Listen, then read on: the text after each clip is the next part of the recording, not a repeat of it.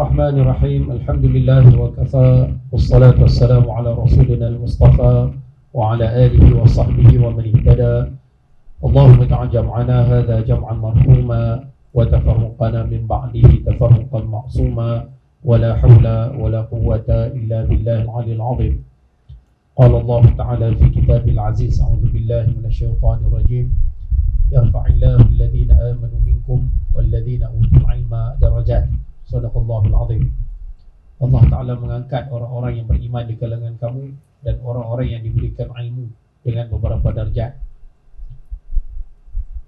Alhamdulillah, kita rafa'kan kesyukuran kepada Allah Subhanahu Wa Ta'ala. Pagi ini pagi yang ke-6 bulan Sya'ban. Kan saya silap.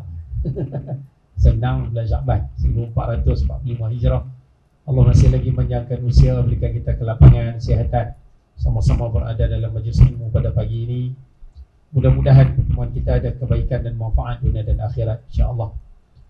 Ayah-ayah, ibu dan rahmat Allah Ta'ala sekalian, pagi ini insya-Allah kita akan sambung balik pengajian kitab 50 gaya hidup Rasul sallallahu alaihi wa ala alihi wa sahbihi wa baraka wasallam, susunan Ustaz Muhammad Al-Haqni bis Salihin.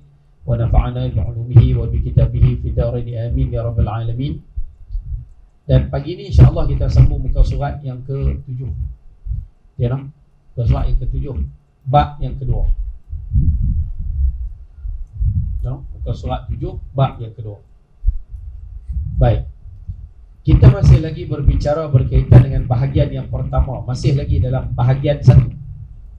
Yang mana dalam bahagian 1 ni ada 2 bab kecil. Yang mana bahagian 1 ni membicarakan tentang kehidupan seharian Nabi sallallahu alaihi wasallam. Bagaimana bentuk kehidupan Nabi sallallahu alaihi wasallam dalam seharian ni.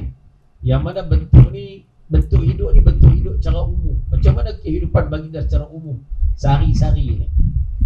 Itu yang kita sedang bicara. Dan kita dah baca hari itu dalam bab yang pertama berkaitan dengan melakukan aktiviti yang baik ataupun amalan yang baik. Kita dah bicara bab niat, kita dah bicara bab tinggal benda rasa ragu-ragu, buat benda yang yakin. Kita mengaji hari itu orang Islam ni dia kena tinggal benda tak ada faedah dengan kehidupan dia. Nak buat apa baca bismillah, amalan istiqamah. Kemudian baru itu kita mengaji bangun awal pagi. Dan last sekali kita mengaji hari itu Nabi SAW di rumah, baginda rupanya bantu ringankan beban isteri di rumah. Kalau masih ingat hari itu kita mengaji kan. Ya. Apalagi nampak tak apa ceria itu. Kan rupanya baginda di luar sibuk, rupanya di rumah meringankan beban. Ya, ataupun kalau lorak utara kita ni tapi tak merak lah. No? Baik. Jadi hari ni kita nak sambung sikit lagi tentang tajuk kehidupan seharian ni. Kita nak tengok bab yang kedua pula. Bab ni cantik hari ni, simple ya. Hadis pun tak banyak, jadi boleh habis awal. Jadi jangan usah hati. Baik.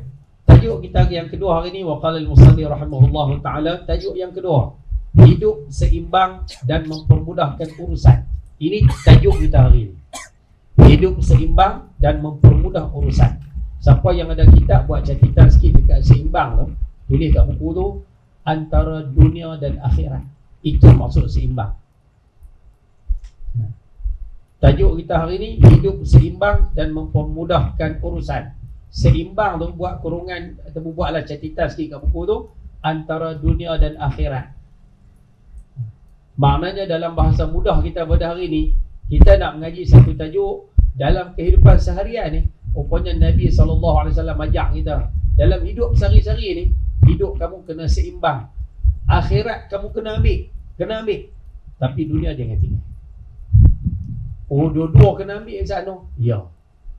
Rupanya orang yang hidup akhirat dia pulut, dunia dia ambil. Orang ni adalah orang yang mengikuti cara hidup Nabi SAW. Boleh faham tak? Selesai. Kalau orang tu Ustaz, dia hidup atas dunia Ustaz, dia duk kira pulut akhirat saja Ustaz. Pulut akhirat saja. Apa semua untuk akhirat, bagus. Tapi hak dunia dia tak mau langsung. Dia kata ni motor dunia. Bini kata abang weh, motor kita rosak dah, tukarlah abang weh, duit ada. Dia kata tukar apa? Dunia orang tu. Abang weh, ni anak kita dah 6 orang. Ni rumah ni belilah abang weh. Paling tidak anak-anak kita nanti taklah tinggal nak carilah harga mahal. Mereka nak beli zaman mereka kerja nanti 30 tahun nanti harga dia teruk. Lah tumpang kita ada duit sikit beli bila bagi seorang sikit. Dia kata bodoh ni orang tu. Rupanya kita ingat orang macam ni bagus. Rupanya orang ni salah lah. Dia salah cara. Dia kira Ustaz, bodoh ni orang semua. Tak mau ni bodoh ni orang semua. Cara dia tak kena pun.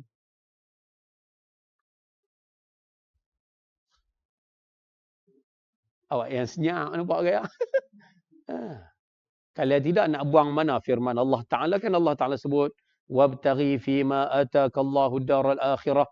Berusahalah, puluhlah untuk ambil apa yang Allah Ta'ala bagi ni tu akhirat. Kan Allah Ta'ala sebut wala tansa nasibaka minad dunya. Tapi jangan lupa habuan kamu atas dunia. Ayat tu cukup nak bagi gambaran dunia akhirat kena pulun, dunia kena ambil. Dia tak boleh, Ustaz, saya akhirat aja, dunia apa pun saya tak mau Ustaz. Habis tu yang anak kamu melarat, tak apa Ustaz. Ni kalau ambil ni dunia semua. Hak tu pun tak kena. Boleh faham betul no? Ataupun orang tu duk tumpu dunia, cari duit, cari reta, cari apa. Akhirat tak peduli langsung. Pun tak kena tak.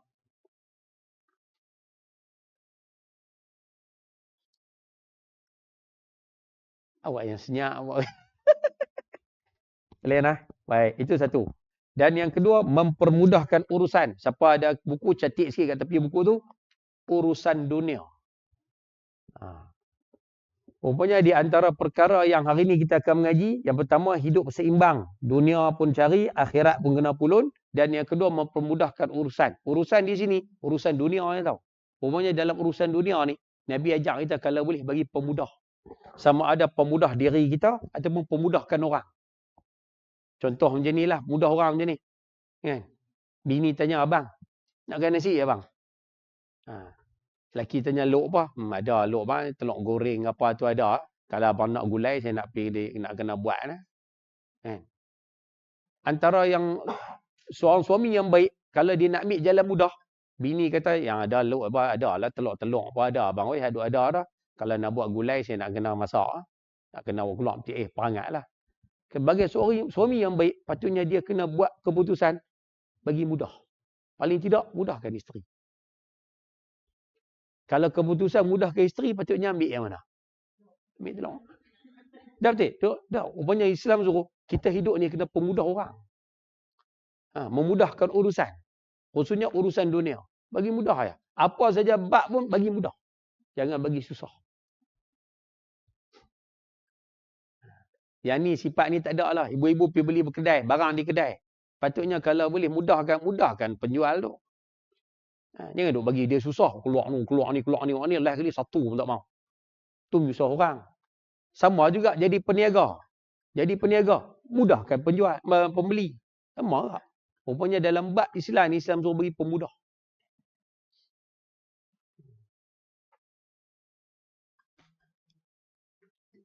Awak nampak macam tak ceria je pagi. Baik. Hadis yang pertama. Wa an Abi Hurairah radhiyallahu ta'ala anhu 'anil Nabi sallallahu alaihi wasallam qala inna ad-dina yusrun wa lan yushadda ad-dinu illa ghalabah fasaddidu wa qaribu wa abshiru wasta'inu bil ghadwati wal rawhati wa syai'in min ad-duljah rawahu al-Bukhari wa fi riwayatin lahu saddidu wa qaribu waghdu wa ruhu wa syai'un min ad-duljah al-qasda tablughu atau kama qala. Daripada Abu Hurairah radhiyallahu taala anhu, daripada Nabi sallallahu alaihi wasallam, baginda bersabda, sesungguhnya agama itu mudah dan siapa sahaja yang mempersulitkan agama maka ia akan kalah. Oleh kerana itu, sedang-sedanglah kamu sekalian, berdekat-dekatanlah dan bersuka hatilah kamu, serta pergunakan waktu pagi, petang, sore itu petang lah, dan sedikit daripada waktu malam. Hadis riwayat Imam Bukhari. Dan dalam riwayat yang lain dikatakan, sedang-sedanglah kamu sekalian, berdekat-dekatanlah dan pergunakanlah waktu pagi, petang, dan sedikit daripada waktu malam.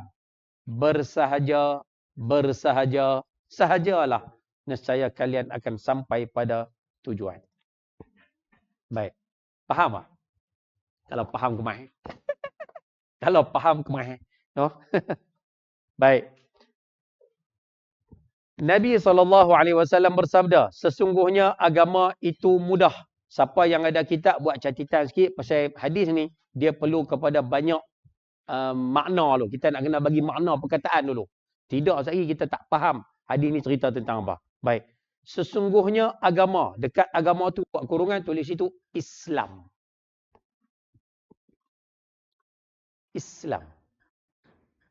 Ad-din. Ad-din tu ma'rifah. Sesungguhnya agama. Agama tu agama apa Ustaz? Semua agama ada. Agama Islam. Sesungguhnya agama Islam itu ataupun sesungguhnya Islam itu mudah. Apa maksud mudah tu Ustaz? Mudah ni maksud dia senang kan nak buat? Kami rasa susah Ustaz. Nak kena bangun pagi, nak kena puasa lapang, cari nak kena pergi haji. Kan susah semua tu. Yang ni kena faham lah. Maksud mudah di situ. Mudah ni maksud dia bertepatan dengan fitrah. Bertepatan dengan fitrah. Fitrah tu maksud dia apa Ustaz? Ni fitrah manusia. Alhamdulillah.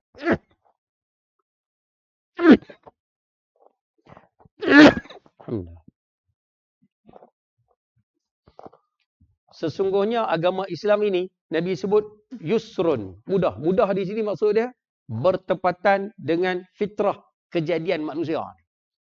Oh, maknanya agama kita ni memang kena dengan manusia ni memang kena Ustaz. Paling kena kali. Saya nak ceritanya nah. Kalau saya ceritanya ni boleh tak?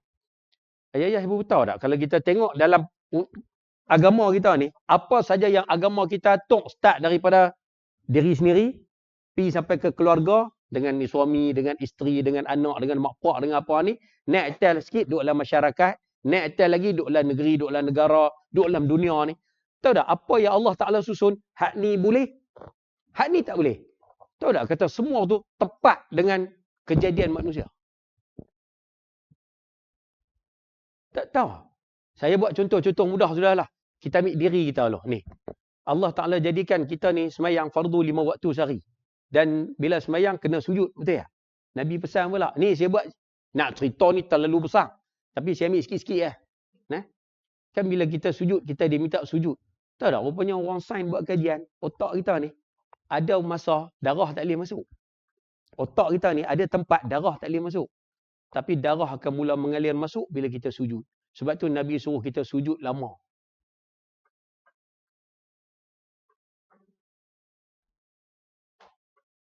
Awak yang senyap apa kaya? Dia tak, tu satu contoh lah. Satu contoh. Islam suruh bila makan ni, saya ambil diri sendiri dulu. Islam suruh bila makan, isap jari.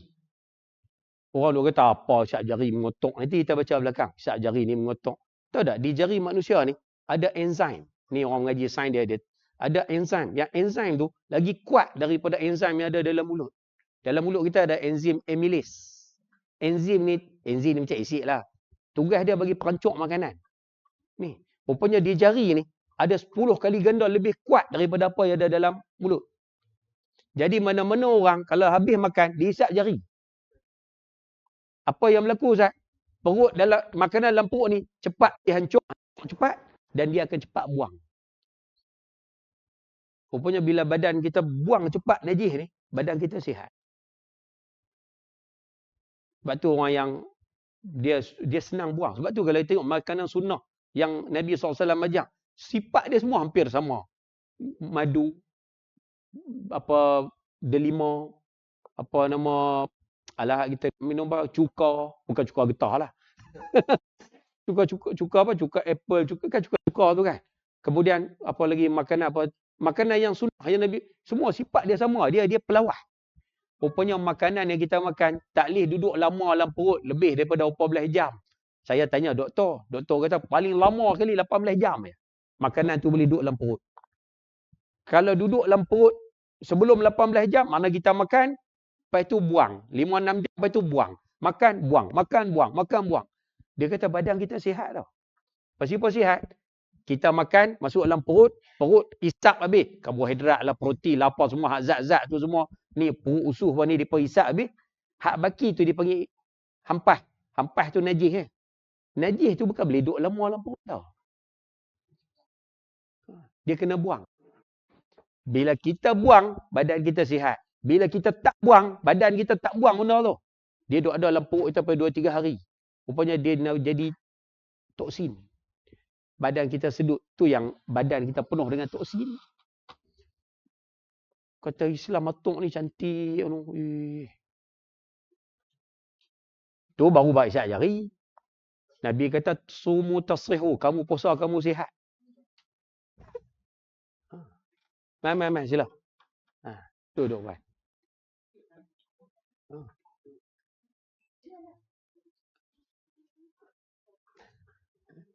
Boleh faham tak? Nah, abang kata, apa yang agama kita susun ni sesuai dengan kejadian kita. Naik atas sikit, rumah tangga. Ni nak bagi faham ke apa? Nak bagi faham ni. Sebab saya tak mengulang 2-3 kali lah. Kita duduk dalam rumah tangga. Satu-satunya agama, kita maaf sebut no. Suami isteri bila kahwin. Kita bila kahwin, isteri kena taat perintah suami. Suami ada tak perangai huduh? Ada. Banyak perangai huduh suami tu. Kan? Isteri pun ada agak perangai huduh. Sama-sama ada lah. Tak, point dia. Kenapa seorang isteri tu, macam mana pun dia lawan suami, macam mana pun suami dia macam ni. Kadang bila suami dia tinggi suara sikit, dia senyap. Pasal apa isteri tu boleh senyap? Jawapan mudah dia. Kita ada satu benda yang agama lain tak ada. Apa dia Ustaz? Ikatan kita dengan dosa pahala. Pasal nak? Kita ada suami. Pasal apa kita tak melawan suami macam orang lain lawan? Pasal apa Ustaz? Kami faham Ustaz. Dosa Ustaz. Betul tak? Agama lain tak ada ikatan dosa tu. Sebab tu mereka buat lebih kurang. Laki cara laki, perempuan cara perempuan. Perempuan nak buat apa kat laki, laki nak buat. Kita tak ada. Kita ada ikatan dosa tu. Bila main suami, hang buat macam ni, hang derhaka kat aku ni, hang jaga, hang tak syurga. Aku tak redha hang dengar ayat-ayatnya tu, kita gerono. Agama lain tak ada.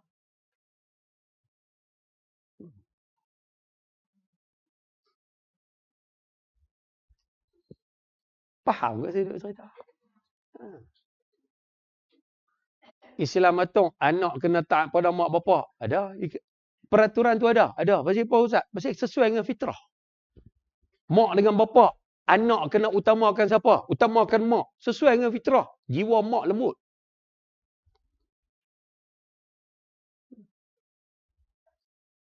Ibu-ibu yang ada di sini, kita berkahwin, dapat anak 4-5 orang, lepas tu bercerai. Bila bercerai, anak duduk dengan kita 5 orang tu. Kalau ikut peraturan itu, yang kata Islam punya peraturan cantik, tapi orang Allah tak mau ikut. Buat macam mana? Bila anak duduk dengan kita 5 orang, kita kahwin lain. Dengan suami baru. Tak apalah. Dapat anak 2 orang. Ni anak kita 5 orang ni, siapa kena tanggung?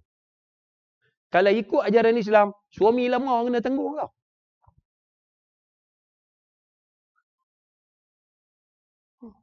Oh, kena tanggung Ustaz tu. Ya.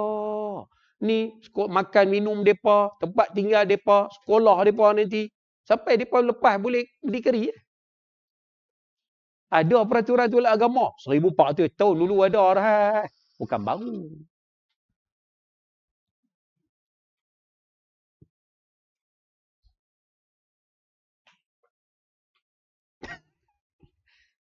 Awak yang senyap. Saya nak buat contoh tu. Contoh ya, tu baru dekat rumah tangga. Saya buat contoh tu nak maklumkan bahawa agama Islam yang Allah Ta'ala bagi kat kita ni memang sesuai dengan kejadian kita dah. Islam tak bagi. Pasal apa Islam suruh kahwin laki dengan perempuan? Pasal apa Islam tak bagi laki dengan laki?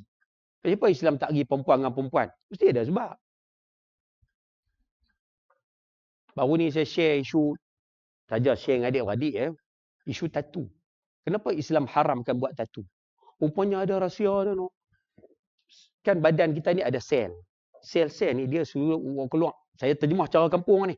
Dia buat keluar antibody bagi badan kita ni kuat. Lawan penyakit. Sel-sel kita tu dia keluarkan bahan, dia keluarkan benda, benda tu bagi kita ni boleh lawan penyakit. Badan kita ni ada antibody lawan penyakit. Tapi rupanya bila orang tu buat tatu, dia buat cat lah. Adalah cat khas dia tu. Bila buat tatu tu, Sel-sel tu akan sedut cat tu tau. Dia sedut molekul cat tu. Bila dia sedut yang tu, dia dah tak boleh buat keluar antibody lah. Sel tu akan jadi rosak. Kata, oh, patut Islam haramkan tattoo. Agama kita ni Tuhan tok elok dah. Duduk dalam masyarakat, orang muda kena hormat orang tua, adab hidup berjiran, jadi bos dengan pekerja, pekerja dengan bos. Ibu pernah dengar dan Nabi sebut, rahimallahu mra'an samhan idza ba'a wa idza ishtara wa idza iqtada. Allah Taala sayang dengan seorang yang bila dia beli, dia memudahkan orang. Dia beli, dia memudahkan orang. Bila dia jual, dia memudahkan orang. Bila dia buat keputusan pun, dia memudahkan. Samhan ni kita panggil dia bertimbang rasa lah. Dia memudahkan. Agama lain tak ada, kita ada.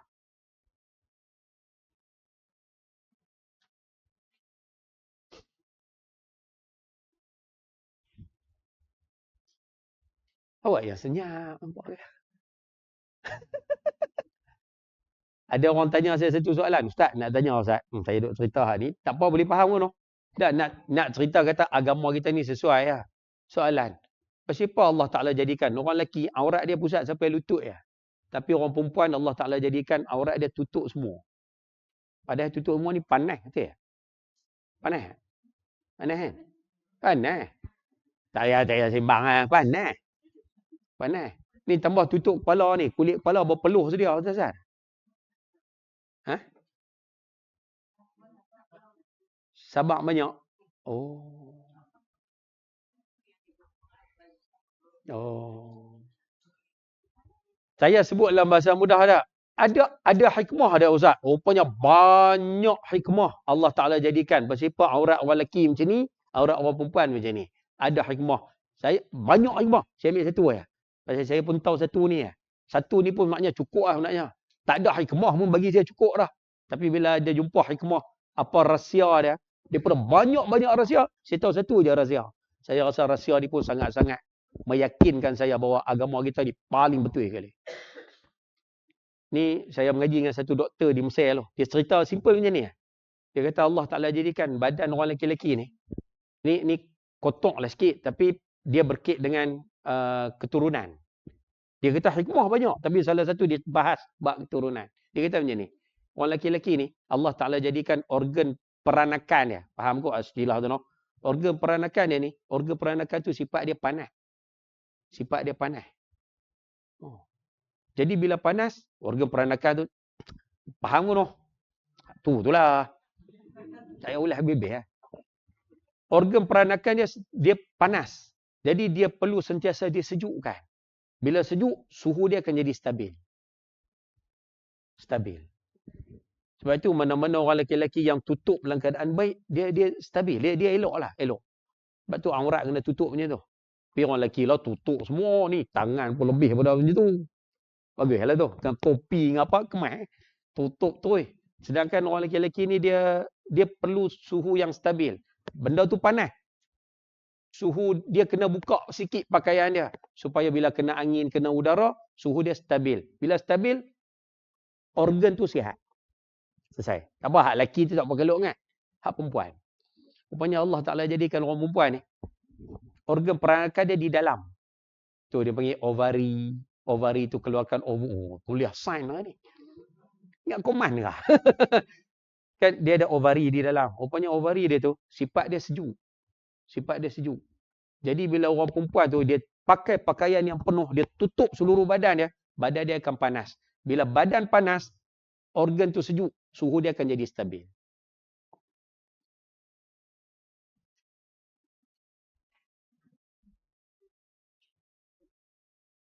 Awak yang senyap apa ya? Ni kebiasaannya lah macam tu, dia akan stabil. Kalau orang perempuan tu dia pakai Ustaz, dia pakai jubah, dia pakai tudung labuh pula, dia panas Ustaz, memang panas. Dia punya suhu dalam tu stabil. Jadi bila suhu stabil, organ tu sihat. Bila orang perempuan mula tak mau mengikut sunnah yang diberikan oleh Nabi SAW, aurat dia buka, dia tunjuk aurat kat orang, satu. Yang kedua, dia pakai ketat ikut bentuk badan, langgar dengan apa yang diajar oleh Islam. Rupanya badan dia akan cepat sejuk. jalan kena angin, kena kamu tak buka tak apa ni. Buka semua sampai tak tutup apa ni. Badan dia cepat sejuk. Rupanya bila badan dia sejuk, organ tu lagi sejuk. Bila lagi sejuk, dia akan rosak. Bila rosak, dia beranak. Payah. Nak lekat tu. Ada lekat, payah. Ada Ustaz yang kami tengok buka pakaian seksi Ustaz. Beranak ramai Ustaz. Ada. Tapi jarang. Dia susah. Dia sejuk. Kata saya pun dengar saja. Kita bukan parti kan. Dengar-dengar tu Allah. Tu dia kata satu hikmah. Daripada berapa banyak hikmah yang kita pun tak tahu.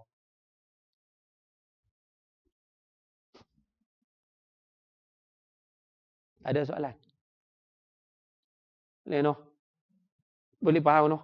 Tu baru takat masyarakat, diri keluarga masyarakat, tambah naik negeri negara lagi ya. Apa yang Tuhan suruh tu mesti ada sebab kebaikan. Lah Islam suruh. Kan Islam suruh kan? Sebuah kerajaan dia mesti pegang barang keperluan asas, kerajaan kena pegang. Cerita dalam surah Yusuf. Rupanya kerajaan dia kena pegang. Apa-apa yang semua rakyat perlu, kerajaan kena pegang. Dia tak boleh swasta tu. Bila sebuah kerajaan pegang hak tu, harga barang dia akan stabil. Maksudnya kerajaan pegang barang tu. Semua rakyat perlu barang tu. Harga dia stabil. Bila kerajaan bagi dekat syarikat swasta, bagi kat tokeh, tokeh semua nak kaya. Akhirnya harga barang yang rakyat perlu tu, semua akan naik. Jadi yang kaya tokeh tu kaya berdengung. Rakyat memang perlu benar tu. Oh, Islam ajak dah Ustaz. Surah Yusuf. Baik, sambung. Jadi boleh faham tu maksud sesungguhnya agama itu mudah tu, boleh faham tu cerita dia lah. Dan siapa sahaja yang mempersulit agama, maka ia akan kalah. Mempersulit di sini boleh ditulis di situ memaksa atau tidak mengikuti. Siapa tak ikut agama, dia akan kalah. Kalah di sini, dia akan bagi mudarat. Tak ikut, mudarat.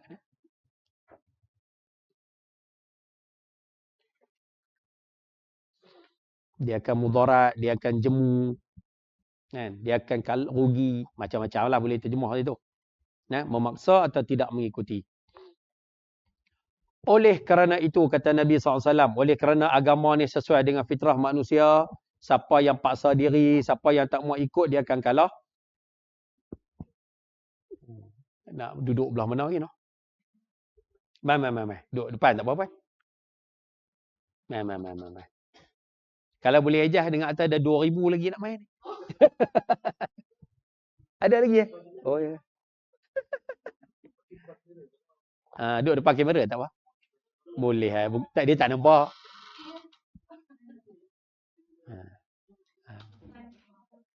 Ada sejadah. Ambil sejadah hampak dia sejuk. Baik. Oleh kerana itu. Ni saya bagi makna aja dulu. Pasal makna ni dia ni sikit.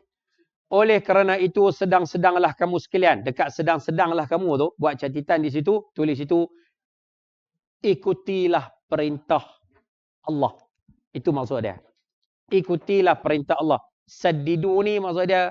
Kamu kena tetap atas jalan tu. Bahasa mudah dia. Ikutilah perintah Allah. Yang wajib kena buat. Yang haram kena tinggal. Itu maksud sedang-sedanglah kamu sekalian. Okey. Sedang-sedanglah kamu sekalian. Maksud dia ikutilah perintah Allah. Berdekat-dekatanlah. Maksud dia laksanakanlah yang sunat setakat termampu. Oh, berdekat-dekat tu maksud dia yang mana Allah Ta'ala perintah hukumnya sunat, buatlah setakat mana mampu. Yang mana makruh, tinggalkanlah. Itu maksud berdekat-dekatan tu. Yang wajib, memang kena buat. Yang haram, memang kena tinggal. Yang sunat, buatlah setakat mana termampu. Dan bersuka hatilah kamu. Bersuka hati tu, tulis kat itu, uruslah hidup kamu. Senang. Wa absyiru tu bergembiralah. Tapi bahasa kita mudah ni, uruskanlah kehidupan kamu. Uruslah hidup kamu. Oh, maknanya Nabi suruh simple Ustaz no. Nabi suruh kita buat apa yang Allah Ta'ala suruh. Yang sunat, kalau boleh tambah sekadar kemampuan, tambah. Kemudian, uruslah hidup kamu macam biasa. Hak mana menega, menega. Hak mana tani, tani. Hak mana suri rumah, urus cara suri rumah. Hak mana ada kerja, urus kerja kamu. Hak mana jenis kaki menyembang, pergilah menyembang. Dah contoh macam tu lah. Maksud dia, uruslah hidup kamu macam biasa. Tapi Nabi pesan sikit ya. Nabi kata, pergunakan waktu pagi. Jadi waktu ni, kalau boleh, kita khususkan waktu ni untuk habuan akhirat kita. Waktu ni. Pergunakanlah waktu pagi. Pagi ni bila Ustaz? Pagi ni tulis kat buku tu, selepas subuh. Lepas tu lepas subuh, kalau boleh ambil sikit masa. 15 minit, 20 minit, setengah jam ke. Ambil sikit. Sebab tu kalau ayah-ayah ibu-ibu perasan, antara wirid yang panjang dalam sembahyang fardu, wirid subuh panjang tu ya. Wirid subuh panjang. Sembahyang qabliyah subuh ada. Lepas qabliyah subuh, sembahyang subuh ada qunut lagi. Kemudian bila lepas subuh, wirid kita tu panjang. La ilaha illallah wahdahu la syarikalah 10 kali. Allahumma ajirna minan nar 7 kali. Kemudian baca dengan ayat kursi, baca dengan akhir surah Baqarah. Kemudian sambung dengan 3 qul. Lepas 3 qul, subhanallah walhamdulillah wallahu akbar tu. Lepas tu kalau ni sikit tambah sikit, la ilaha illallah pula lepas tu. Baru doa. Habis tu pula kalau siapa yang kan Nabi kata siapa yang lepas subuh dia duduk di tempat sembahyang dia sampai waktu duha, masuk duha dia bangun sembahyang duha kan dapat ganjaran sekian. Pasal apa Ustaz? Rupanya waktu tu kalau boleh ambil untuk manfaat akhirat. Kalut macam mana pun time tu jangan buang. Jangan duk kira lepas sembahyang. Lepas tu kalau boleh lepas sembahyang, jangan duk kalut habis sembahyang lipat-lipat sejadah, terus bangkit. Bagi ada sikit. Lepas tu nak buat kerja. Nak pergi sekolah pergi. Nak pergi mana pergi. Jangan buang waktu tu. Waktu tu mahal tu.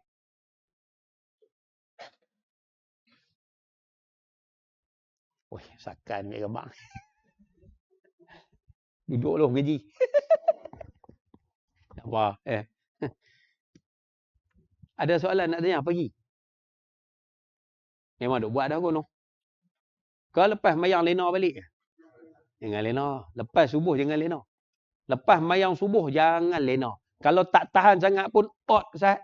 Sampai habis waktu subuh. Habis waktu subuh tu nak lena-lena lah. Subuh dia ada waktu dia. Waktu habis pun ada. Habis waktu subuh lena lah. Jangan lena betul-betul lepas mayang subuh. Kalau boleh anak abang jangan latih mereka lepas mayang subuh. Tarik balik bantai nak lena. Jangan. Out Ustaz. Bagi habis waktu subuh tu. Habis waktu subuh dia masuk waktu syuruk. Syuruk. Lena. Sila. Kalau macam kita balik kerja malam. Kita kerja malam. Tahan Ustaz. Ustaz ya. Tak lama syuruk. Subuh dengan syuruk tu. Dia paling panjang pun sejam ya. Out lah Ustaz. Kalau kita tak tahan Ustaz. Memang tak tahan subuh. Kalau tak tahan lena. Tapi jangan jadikan dia tabiat. Lepas subuh, lepas maghrib, lepas asar, jangan jadikan dia tabiat. Tak tahan sangat, tak pala, lena lah sekejap. Jangan jadi habit. Habit tu jadi tabiat. Ada soalan? Tanya, abang kita tanya bagus. Pecah tu.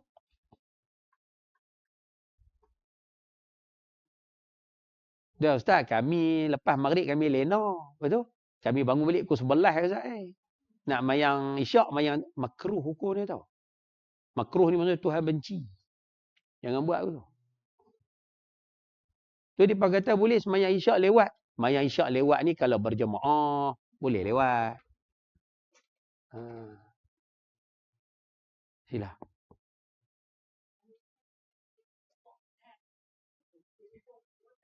Oh, kau ibu terus lepas subuh tak ada tidur dah. Habis tu tidur ni kau mayah lah. Siap balik kau ni.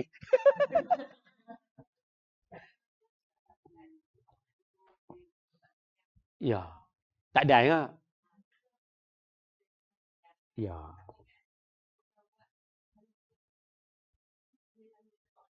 Sambil-sambil buat kerja rumah Ustaz. Wirid ke apa sambil buat kerja rumah.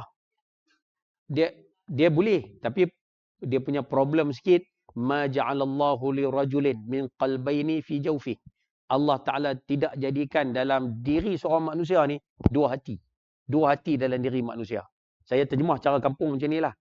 Ada orang dia kata, Ustaz, saya pun boleh Ustaz. Sambil tengok TV, saya zikir Ustaz. Betul? Boleh Ustaz. Dia az-zikru bil ghaflah. Zikir dalam keadaan lalai. Itu panggil lalai lah. Zikir dalam keadaan lalai. Khairun anil ghaflati min az-zikri. Zikir dalam keadaan lalai lagi bagus daripada lalai tak zikir langsung. Betul tak? Tapi rupanya bila kita zikir dalam keadaan lalai ni, contoh zikir sambil tengok TV, kita akan dapat satu je tau. Kita akan dapat satu je. Kita takkan dapat dua-dua. Satu ni maksud dia macam ni. Kalau kita zikir semua, Allahumma salli ala sayyidina Muhammad, Allahumma salli ala sayyidina Muhammad, Allahumma salli ala sayyidina Muhammad. Sambil tengok TV, cerita Korea. Contoh nak bagi mudah faham. Kita akan dapat satu je tau. Satu tu maksud dia, sama ada kita akan faham cerita Korea tu. Kalau kita faham cerita Korea tu, kita tak akan faham apa kita sebut. Mulut sebut ya, Allahumma salli ala sayyidina Muhammad, Allah dia pergi menikah apa dah. Allahumma salli ala. Contoh nak bagi mudah faham lah. Ataupun sambil tengok bola, sama tak? Gol, subhanallah. Gol. Dia dapat bola, dia takkan dapat yang ni. Kalau dia dapat yang ni, Allahumma salli ya Allah, Allahumma salli selawat pada salam pada Nabi. Ataupun ya Allah pula dosa aku ni. Kalau dia dapat yang ni, dia faham yang ni, dia sedar tentang amalan ni, dia takkan faham apa yang ada dalam TV tu. Dia salah satu ya. Dia takkan dapat dua-dua. Jadi tengok kita dapat hak mana. Ya. Macam nampak bahasa pujangga. Macam orang kakak tua kan. Cakap banyak tapi dia kan faham apa tu. Jadi kalau boleh, dia maknanya semua amalan ni dia ada adab dia. Termasuk zikir. Zikir pun ada adab dia. Bukan kata salah tapi dia ada adab dia. Cuma kalau kita buat kerja lain, dia akan jadi macam tu lah. Kita akan dapat satu daripada dua. Dia takkan dapat dua-dua. TV pun faham. Dia jarang lah. Allah Ta'ala jadikan hati manusia ni satu lah. Sebab tu kalau boleh. Sebab tu kalau kita tengok hadis pun berkaitan dengan Quran. Kalau kita baca Quran, tapi kepala kita duduk pikuk lain. Rupanya ada riwayat hadis sebut, Nabi kata suruh berhenti Quran tu. Kan kita baca Quran, tapi kepala dia macam nak masak apa. Sekali nak buah.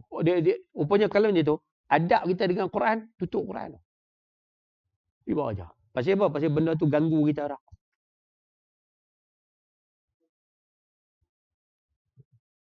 Sila.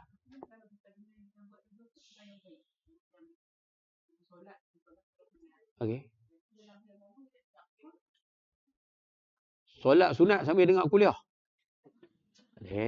Dia dapat satu ya. Allahu Akbar, pasang radio, pasang handset macam tu. Tak ada. Sebab solat tu kan dia perlu khusyuk. Dia perlu penumpuan. Bahasa khusyuk tak faham, kena tumpu. Dan Allah Ta'ala jadikan kita ni, telinga kita ni hebat. Sebab tu kalau kita tengok dalam Quran, Allah Ta'ala sebut as-sam'a, maksud dia satu, pendengaran. Kadang wal basar ataupun wal absar, penglihatan banyak. Rupanya mata kita ni Tuhan jadikan boleh tengok banyak benda kan. Tapi telinga kita boleh dengar satu benda je satu masa. Perasan tak? Semua lah duk dengar saya cakap. Semua pun tak perasan. Kipas pusing. Bunyi kipas pusing tu siapa pun tak perasan. Alah bukan dengar lah bunyi kipas pusing tu. Tapi tadi kan ada siapa perasan pun. Sebab telinga kita hanya dengar satu je percakapan ni. Ya? Tu yang tu. Memang Tuhan jadikan macam tu. Jadi kalau puan tanya tadi, kami buat dua benda baik Ustaz. Dah. Dia akan dapat satu je. Kalau puan faham kuliah, puan takkan ingat. Allah tu yang duk semayang. Habis-habis bagi salam. Loh, habis dah 4 rakaat. Pernah jadi macam tu? Habis bagi salam. Loh, habis dah semayang aku ni. 4 rakaat. Baru sedap kata semayang. Sebab apa? Waktu semayang tadi, kita punya pemikiran pikut lain. Ya? Kuliah sambil wirid. Ni pun tak cerdik punya orang. Kuliah wajib. Nak dengar pengajian kan wajib. Zikir sunat. Kalau bertembung, simpan tasbih tu. Simpan. Semua orang dia duduk sambil dengar kuliah ambil zikir. Tu yang kata tak sedia. Mana nak buang ayat yang saya baca tadi. Allah Ta'ala sebut. Allah Ta'ala tak jadikan dua hati dalam satu diri manusia.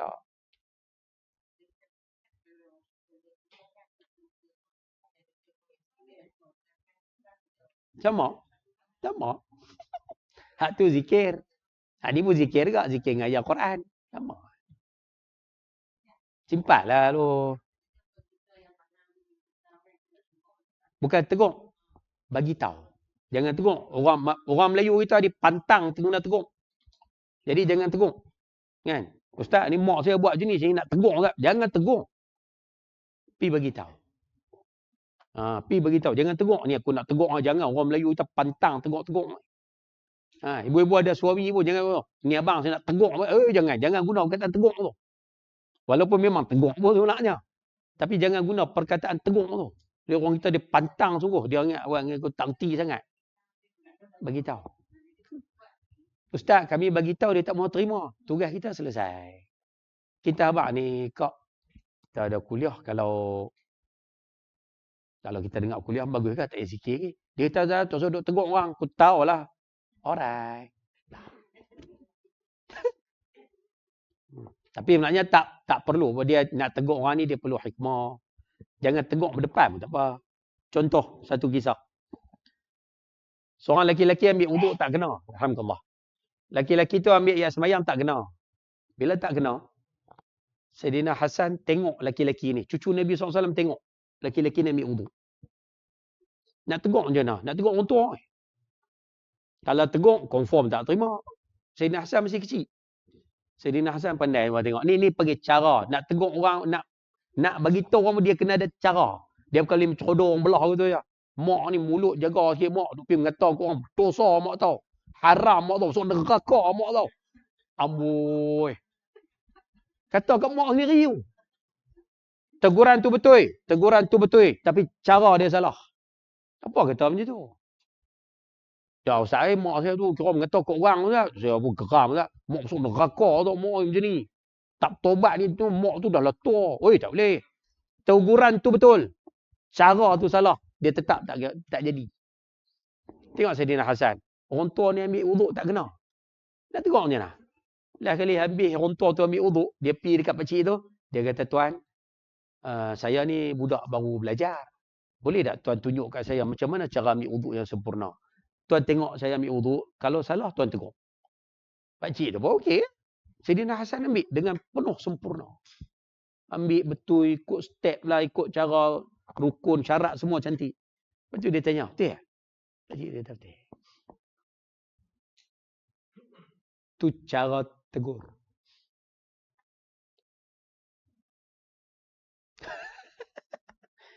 Kita kira nak remah. Baik. Balik pada tajuk.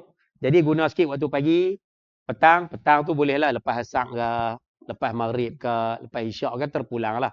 Tapi waktu petang kena ada sikit tau. Ibu-ibu lepas maghrib mengaji kan. Baca Quran. Ataupun lepas maghrib pergi dengar kuliah kan. Cantik. Kalau boleh maghrib isyak tu jangan kalut buat kerja lain. Khazanah akhirat ni dia banyak berada antara maghrib dengan isyak. Lepas tu maghrib isyak tu kalau boleh fokuskan untuk bekalan akhirat kita. Maghrib isyak tu. Waktu lain buatlah apa pun. Lepas tu nak pergi pasar malam pergi awal-awal. Maghrib dengan duk kira nak pergi makan. Pergi mana? Shell out. Pergi waktu lain lah. Maghrib isyak jangan ganggu. Dan sedikit daripada waktu malam. Malam di sini waktu qiyamul lail. Tulis kat buku tu. 3 waktu ni je manfaatkan. Waktu lain uruslah hidup jam biasa. Macam mana? Waktu maghrib ajak orang tak apa. Yang penting tu saya kata tadi, buat sesuatu yang menjadi bekalan untuk akhirat kita. Buat apa pun tak apa. Yang penting dia jadi bekal kat kita. Jangan duk tengok TV, habis mayang maghrib duk kira pergi tengok TV. Buatlah amalan dulu. Time tu isi dengan benda baik. Boleh? Buka YouTube dengar ceramah. Oh, kuliah di masjid tak ada Ustaz. Baik. Boleh dah dengar kuliah kau ni Ustaz? Jawapan dia boleh dengar kuliah kau ni. Tapi jangan jadikan dia pengajian utama kita. Jangan. Yang ni kira kalau berhalangan nak pi mengaji tak boleh Ustaz. Baru mengaji dengan ni. Jangan mengaji dengan ni dulu. Ustaz, saya Ustaz mengaji dengan YouTube ya. Kuliah masjid ada apa saya tak pi? Tak boleh. Kuliah yang utama jenis macam ni, talaqi macam ni. Kalau berhalangan baru pakai ni. Saya bukan tak mau pi Ustaz, kena jaga cucu malam ni. Lepas tu saya buka lah tengok YouTube mana ada ustaz mana ada duk dengar Ustaz. Okey. Sebab kita berhalangan nak pi tak boleh. Ya. Masjid pun buat live Ustaz. Kami tak boleh pi malam tu Ustaz, kami dengar live boleh. Yang tak mau yang malas nak pi malam ni, tengok live sudah. Hak tu kalau boleh elakkan. Pasal mengaji macam ni dia ada berkat dia. Mengaji macam ni mengaji macam ni, semua atas saya. Pasal semua atas orang mengajar. Saya nak mula bila, nak berhenti bila. Ni kali bangkit, duk berjalan pi dapur patah balik kan boleh ni. Tak boleh. Nak duk melunjuk kaki tak boleh ni. Ada? Tak boleh. Semua tak boleh. Semua atas saya. Tapi kalau mengaji dengan ni, semua atas tuan handset tu. Nak mengaji bila? Ikut dia. Dia pilih hello. Oh, ustaz ni tak syok, tak serak. Ustaz ni serak nampak. Dia atas orang yang memilih. Dengar pula atas dia. Nak dengar lama mana atas dia. Dengar macam muih ustaz ni. Kira menikah dua. Contoh. Dia cancel macam tu je. Sambil dengar dia boleh. Tok nak ayak. Dia pun gedek pergi dapur. Ambil ayak patah balik. Yang hak ni duk cakap ni. Main-main mengaji pula. Tak main lah. Tok buku tak ada. Sambil baring. Ataupun sandak dekat kepala katil. Sambil dengar. Nampak tak? Dia adab menuntut ilmu hilang.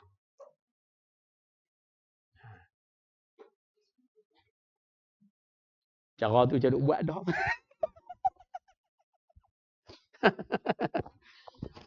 Celah. Tak boleh menuntut ilmu sambil bersandar.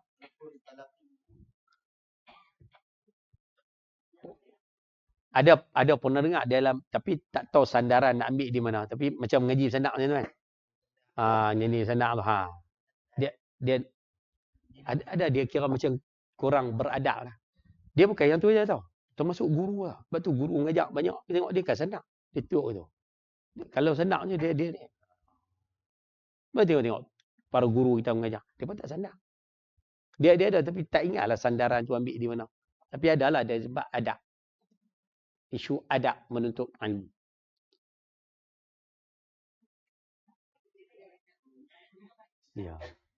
Ya. Kalau sakit pinggang tu bak lain. Orang tua sakit pinggang, yang sakit pinggang tak apa.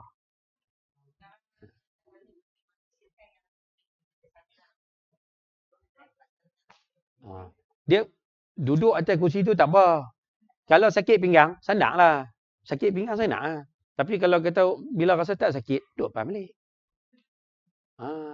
Sakit Ustaz, lenguh Ustaz, lenguh. Sandar balik. Ya. Kami sentiasa sakit pinggang Ustaz di belakang tu. Tak apa.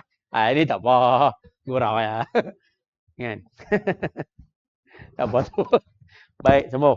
Boleh nah. Jadi tak apalah, sama-sama jaga nah. Soalan berkaitan dengan mengaji dengan handset.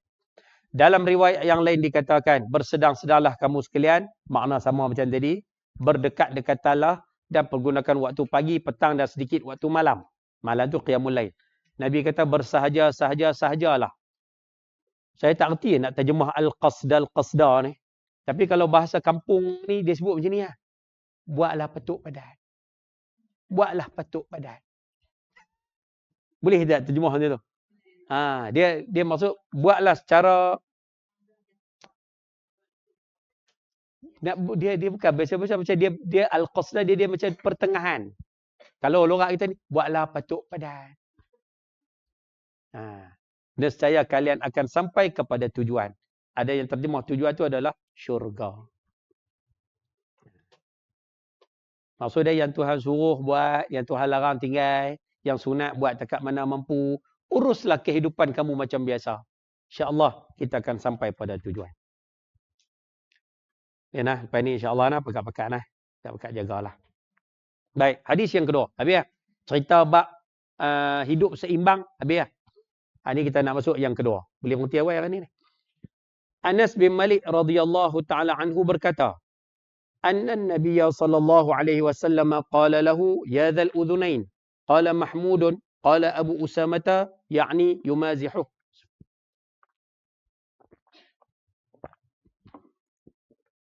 Sesungguhnya Nabi SAW bersabda kepadanya. Ya, tu siapa? Kepada Anas bin Malik.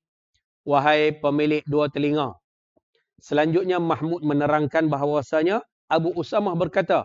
Maksudnya senda gurau. Hadis riwayat daripada Al-Imam At-Tirmidzi. Baik. Oh, tadi lupa tu. Saya lupa. Boleh patah balik dah hadis pertama tadi? Catik sikit kat tepi buku tu boleh tak? Tulis kat tepi buku tu. Hidup kena seimbang antara dunia dan akhirat. Hadis yang pertama yang panjang tadi tu. Tulis kat tepi buku tu. Tulis dah. Masya Allah. Ngajar anak-anak murid hak bijaksana ni. Memang cepat tu. Tulis siap dah. Tak habaq tulis dah. Alright. Saya habaq dah. Oh ya Allah. Terima kasih. Baik. Tak apa. Patah balik hadis yang kedua. Nabi SAW bersabda kepada Sayyidina Anas bin Malik. Wahai pemilik dua telinga. Jadi Mahmud menerangkan bahawa Abu Usamah berkata. Maksudnya senda gurau. Apa dia ni ustaz? Kami tak faham. Baik. Saya terjemah cara kampung macam ni. Ayat tu pun kena terjemah logat kita. Kalau terjemah logat buku tak faham. Terjemah logat kita. Kata Sayyidina Anas. Anas bin Malik kata. Nabi SAW ni. Kata kat aku macam ni. Wahai pemilik dua telinga. Faham? Tak. Kita terjemah logat kita. Nabi jumpa Anas bin Malik ni. Nabi kan kata. Oi, orang ada dua telinga. Boleh faham cara panggilan tu. Wahai tu kita kena panggil bahasa kita hoi. Oi, orang ada dua telinga. Jadi bila orang hadut dengar ni, tertanya-tanya, apa maksud Nabi panggil, oi, orang ada dua telinga. Apa maksud ayat tu?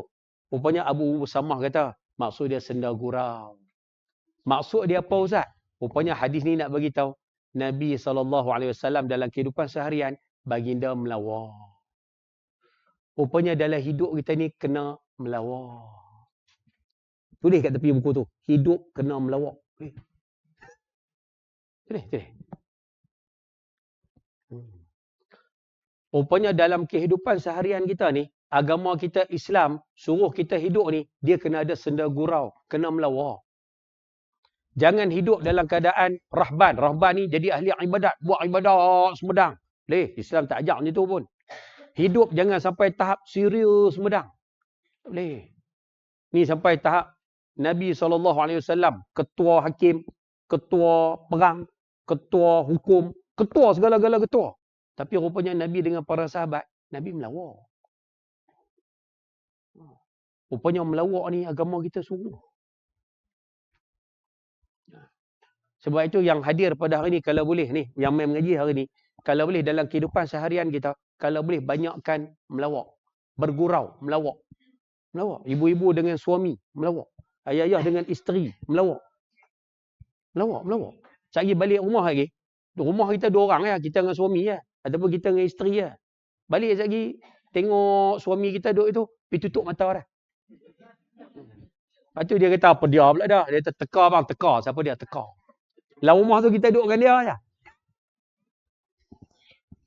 Pasal apa? Melawak. Buang terbiak. Nampak. Melawak. Ayah-ayah dengan anak-anak. Melawak. Dengan anak, tambah anak yang dah dewasa. Melawak. Dengan mereka bergurau. Sebab tu Nabi kata, nanti kita mengaji belakang ni nah. 15 tahun ke atas, kita diminta uruskan anak. Ataupun kita dengan anak ni kena buat macam kawan. Kawan suka tak bergurau? Gurau. Suka. Rupanya dengan anak-anak yang 15 tahun atas, kena banyak melawak. Main umur 20 lebih. Bila nak menikah, mak teringin nak dapat menantu. Mak suruh gatai, mak mengaji pun tak habis. Betul ke suruh menikah? Tak. Melawak. Rupanya kena melawak. Kena bergurau. Jangan tak gurau langsung lah.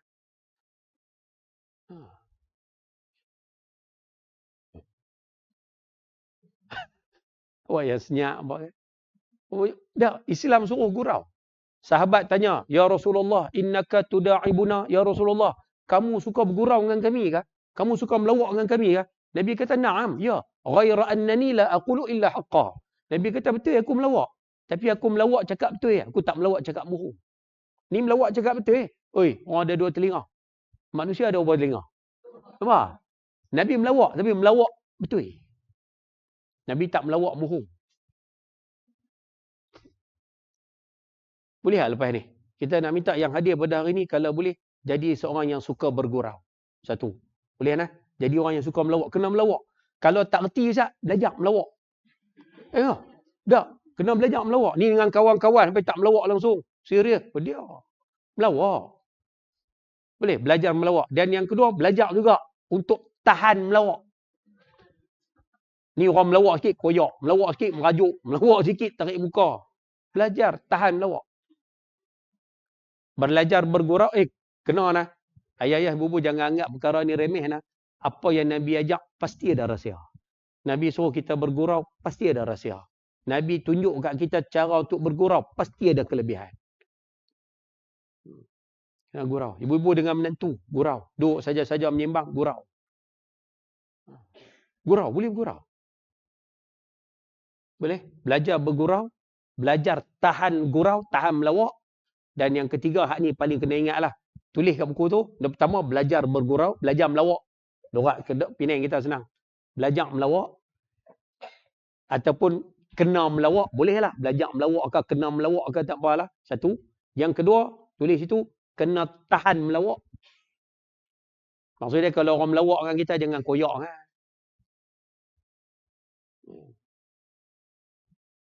Boleh Farhan? Ya. Ini melawak kasar. Dan yang ketiga, yang ni yang paling penting, melawak jangan melampau batas. Yang ni tak boleh. Melawak melampau batas ni macam mana Ustaz? Gurauan, kita bergurau menjatuhkan maruah orang. Tak boleh. Kita melawak ya, tapi duk kata ke dia ni macam ni, macam ni, macam ni, macam ni. Oh, itu tak boleh. Melawak menjatuhkan maruah, tak boleh.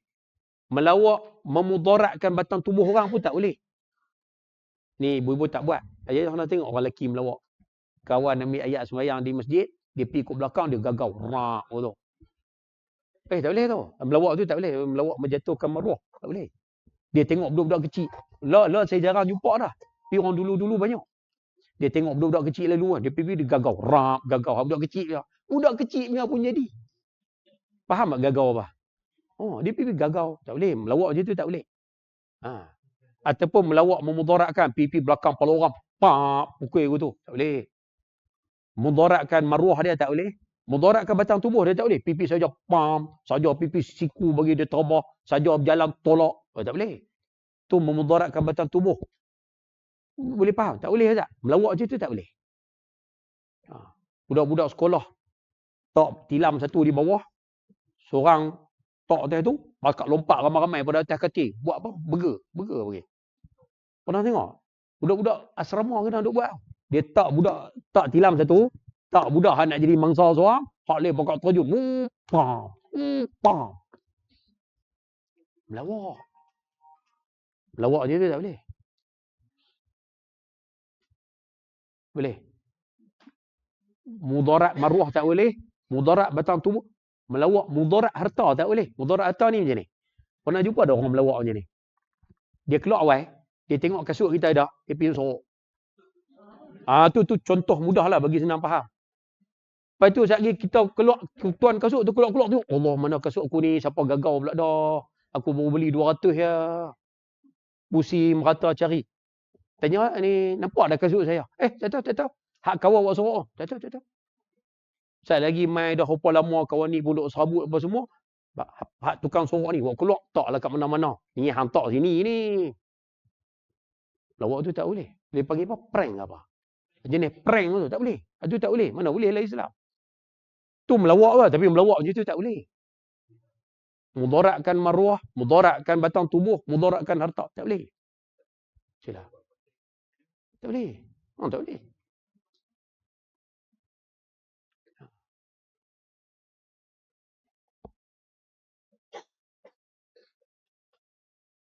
Macam duk buat dah je nampak gaya.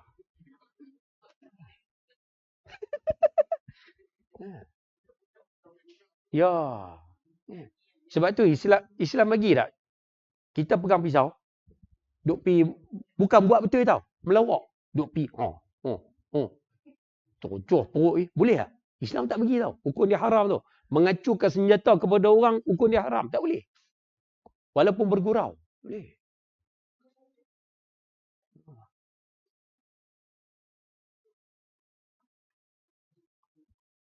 Faham ke saya duk cerita? Macam duk buat dah je nampak ke? Sila. Terima kasih. Terima kasih Kak. Satu poin yang saya tak terlintas tadi. Termasuklah duk mengusik orang yang melawak. Orang yang suka melatah. Agak-agak latah dia tu menjatuhkan maruah dia dah. Tu, siang kat dia. Boleh duduk saja-saja, keletik dia pun melatah kata macam-macam. Kita pun duduk segi-segi, cucuk balik melatah lagi sekali. Tak boleh.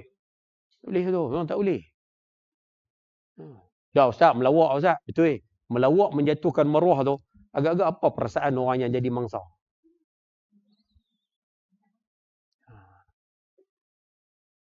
Kan. Tu kata penting ngaji je no. Penting ngaji.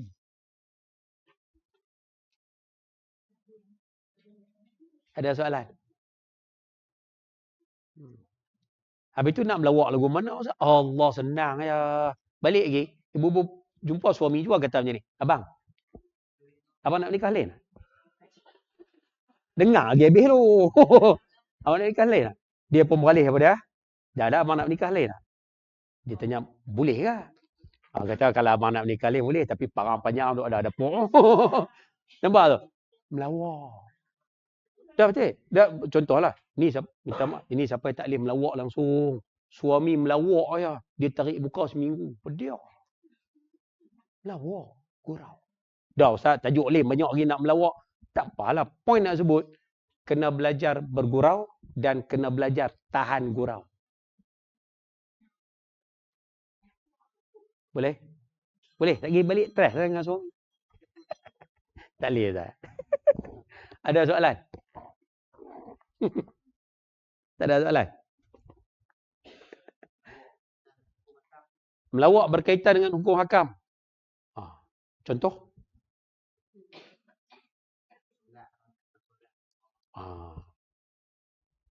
Perkara yang berkait dengan ajaran Islam, ia bukan bahan gurauan. Jadi kalau duk buat melawak benda-benda yang berkait dengan ajaran agama, itu memang tidak dibolehkan. Itu dipanggil istihza', kita buat pemain. Boleh. Buat pemain tak boleh. Contohnya, alah semayang apa tu, duk semayang, duk tunggu terbalik tu, tak boleh. Itu tak boleh. Apa tak apalah ni, aku kapiah. Oi, tak boleh tu, mana boleh. Walaupun gurau, tak boleh. Pasal contohlah nak sebut kata gambaran, kata dia bergurau, tapi bergurau atas perkara-perkara yang tak boleh. Jangan. Itu tak boleh. Jadi nak bergurau tu kena berhati-hati. Tapi kena gurau, kena melawak. Boleh no? Alright. Ayah, ibu-ibu dan rahmati Allah Ta'ala sekalian, jam ke 10 suku. Sikit ya? Lari tajuk sikit ya? Saya nak kongsi dengan ayah ibu sekalian di sini, kalau bolehlah, minta tolong. Kita dalam tahun 2024 ni saya cakap ni sebab ni tanggungjawab saya, jadi saya sebutlah. Kita dalam tahun 2024 ni, nampak gayanya kita akan menghadapi satu tekanan hidup yang lebih teruk daripada tahun 2023. Kalaulah yang hadir pada hari ni rasa tahun 2023 rasa teruk Ustaz, sesak teruk lah Ustaz. Nampak gaya tahun ni lagi lorat. Nampak gaya ni. Abang saya ni, nampak gaya lagi lorat. Saya sebut isu ni ada orang marah. Ada orang marah, ada orang, sini tak lah, tapi ada tempat lain dia marah. Saya sebut macam ni lah. Kamu penyokong kerajaan ke? Kamu pembangkang kerajaan ke? Bila suasana macam ni berlaku, semua akan kena kesan yang sama. Hak sokong kerajaan pun kena, hak lawan kerajaan pun kena. Kalau yang sokong kerajaan dapat kad khas, tak apa agaklah. Mereka pergi kedai, tunjuk kad tu. Kami kad penyokong kerajaan. Lepas. Tak apa agaklah. Pergi dekat tol, tunjuk kad tu. Lepas. Tak apa agaklah. Tapi nampak gaya tu ni lorat ni. Saya sebut ringkas-ringkas lah. Saya rasa yang hadir pada hari ni semua faham. Kita ni pengguna. Jadi apa pun last kali kita yang kena tanggung. Barang mahal pun toke dia takkan tanggung rugi tu. Dia akan ambil untung. Pembekal ambil untung. Pemborong ambil untung. Peniaga akan ambil untung. Hal tak boleh nak ambil untung ni kita. Kita pengguna, kita pakai. Mudah. Tahu tak? Tahu ni kerajaan akan buat 3 cukai baru. Bila cukai buat cukai baru, harga pasti naik. Kerajaan penaik satu cukai lama. Cukai lama ni 6% naik pada 8%. Mula bila Ustaz? 1.3 ni. Jadi 4 cukai ni akan menyebabkan harga barang memang naik. Saya tak mengulas lah. Saya tak kata ni salah A, salah B, salah C. Tapi saya nak cerita kesan dia. Cukai naik, barang naik. Satu. Yang kedua, dengar kata lepas ni akan ada mereka cancel subsidi diesel. Subsidi diesel ni semua negara kita ni banyak guna diesel, khususnya yang besar-besar. Lori lah apa diesel. Bila tarik subsidi, harga diesel ni dia orang terpaksa tanggung sendiri, harga mahal. Barang akan naik. 2. Yang ketiga tak cukup kan tu lagi. Kemungkinan elektrik. Dengar kata nak naik. Naik elektrik memang naik. Ada orang kata Ustaz, elektrik mungkin naik Ustaz. Mungkin. Tak apa, saya pun pegang mungkin. Tapi dia kata naik ni dekat kilang je Ustaz. Hak guna banyak-banyak tu. Hak murah-murah rumah macam kita ni tak kena. Saya kata betul lah, memang tak kena. Tapi kalau kilang-kilang naik, elektrik naik. Takkan mereka tak penaik harga barang. Itu bahasa mudah dia lah. Habis tu yang nak beli barang tu, siapa dia? Kita. 3. Yang keempat, kemungkinan ayam naik. Naik. 4. Satu lagi, yang ni saya duk harap tak naik kot, tapi tak tahulah main dengan setahun lagi ni. Saya sembang ada dengan sahabat-sahabat daripada bank. Saya pun tak tahu, saya harap tak betul, tapi depa bagi pandangan, depa kata kemungkinan Ustaz, mungkin OPR juga akan naik. Bila tak tahu. OPR ni charge bank tu. Yang hadir hari ni tak buat pinjaman bank, pinjaman rumah, pinjaman peribadi, tak apa. Tak apa. Tapi jangan lupa tahu, anak-anak kita di rumah, mereka beli rumah, mereka buat pinjaman bank, buat loan bank. Tiap-tiap bulan duk bayar 800 Ustaz, 800 tiap bulan. Kalau kata OPR naik, mereka mungkin kena bayar 800 setengah. Kalau anak kita beli rumah 1,500 sebulan, duk bayar 1,500. Takut-takut lepas ni OPR naik, mereka mungkin kena bayar 1,600, naik 100. Tiap-tiap bulan naik 100 tu. Dia kena bayar 1,600, 1,600, 1,600. Gaji tak naik. Sian tu. Saya duk fikir, macam mana lah nak cerita kat orang. Ni mereka kata beras ya Ustaz. Beras. Kemarin dengar kata umum beras pula. Beras kata nak bagi apa? Nak buat beras satu jenis RM30. Nak buat RM30. Ustaz setuju tak? Saya tak setuju. Kenapa tak setuju? Banyak isu lah. Isu yang pertama, beras tempatan harga dia RM26. 26. Kalau kerajaan buat beras 30, makna dia penaik RM4 tu. Ya. Boleh. Lawak lah. Kata naik hak ni. Tu hak tu satu. Yang kedua ni, kilang-kilang pun dengar bunyi dah lah. Mereka beli beras luar, beras daripada Thailand, beras apa. Mereka beli harga mahal lah. Mereka kan beli harga mahal dah. Balik ke Malaysia, nak kena bungkus, jual harga murah RM30. Kata, woi macam ni punya cara apa gaya lagi kita. Tak tahu saya pun tak erti lah nak tolong, saya boleh tolong cerita lah. Boleh silakan. Apa tujuan?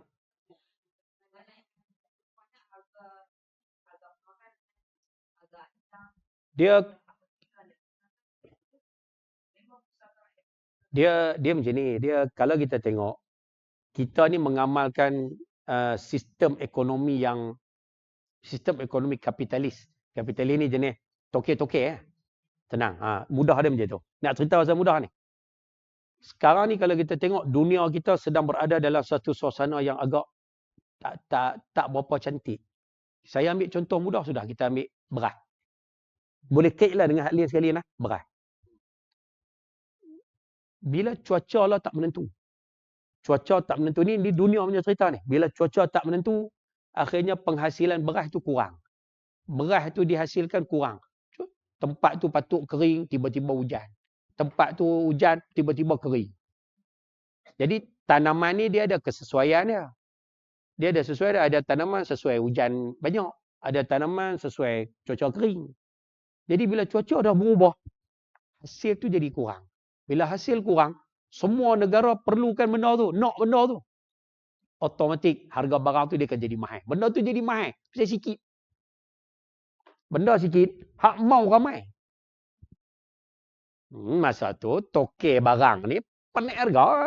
Tokek beras, penaik harga. Bila penaik harga ni, harga barang dia akan naik. Yang ni naik. Bila beras dah naik harga, habis tu peniaga buat nasi. Mereka beli harga mahal, mereka kena jual nasi pun mahal. Nasi naik harga. Beras mahal, catering, takkan dia nak turun harga, dia pun kena penaik harga. Kantin sekolah, kena penaik harga. Nampak tak? Tu baru satu buat contoh beras tu. Jadi semua pakat penaik harga. Punca dia apa? Pasal bahan hak mula tu naik harga. Habis tu patutnya buat apa Ustaz? Yang ni pentingnya sebuah kerajaan.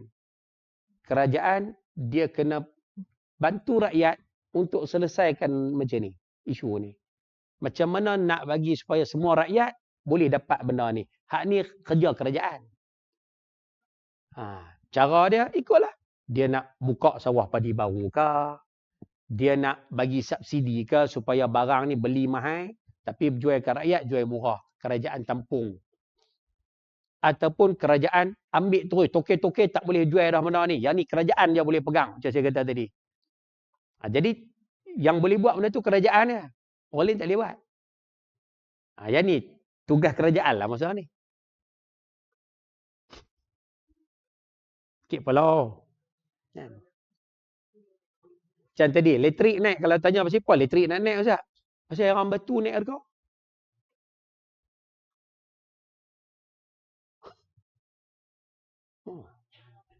Ya. Arang batu dah tak banyak.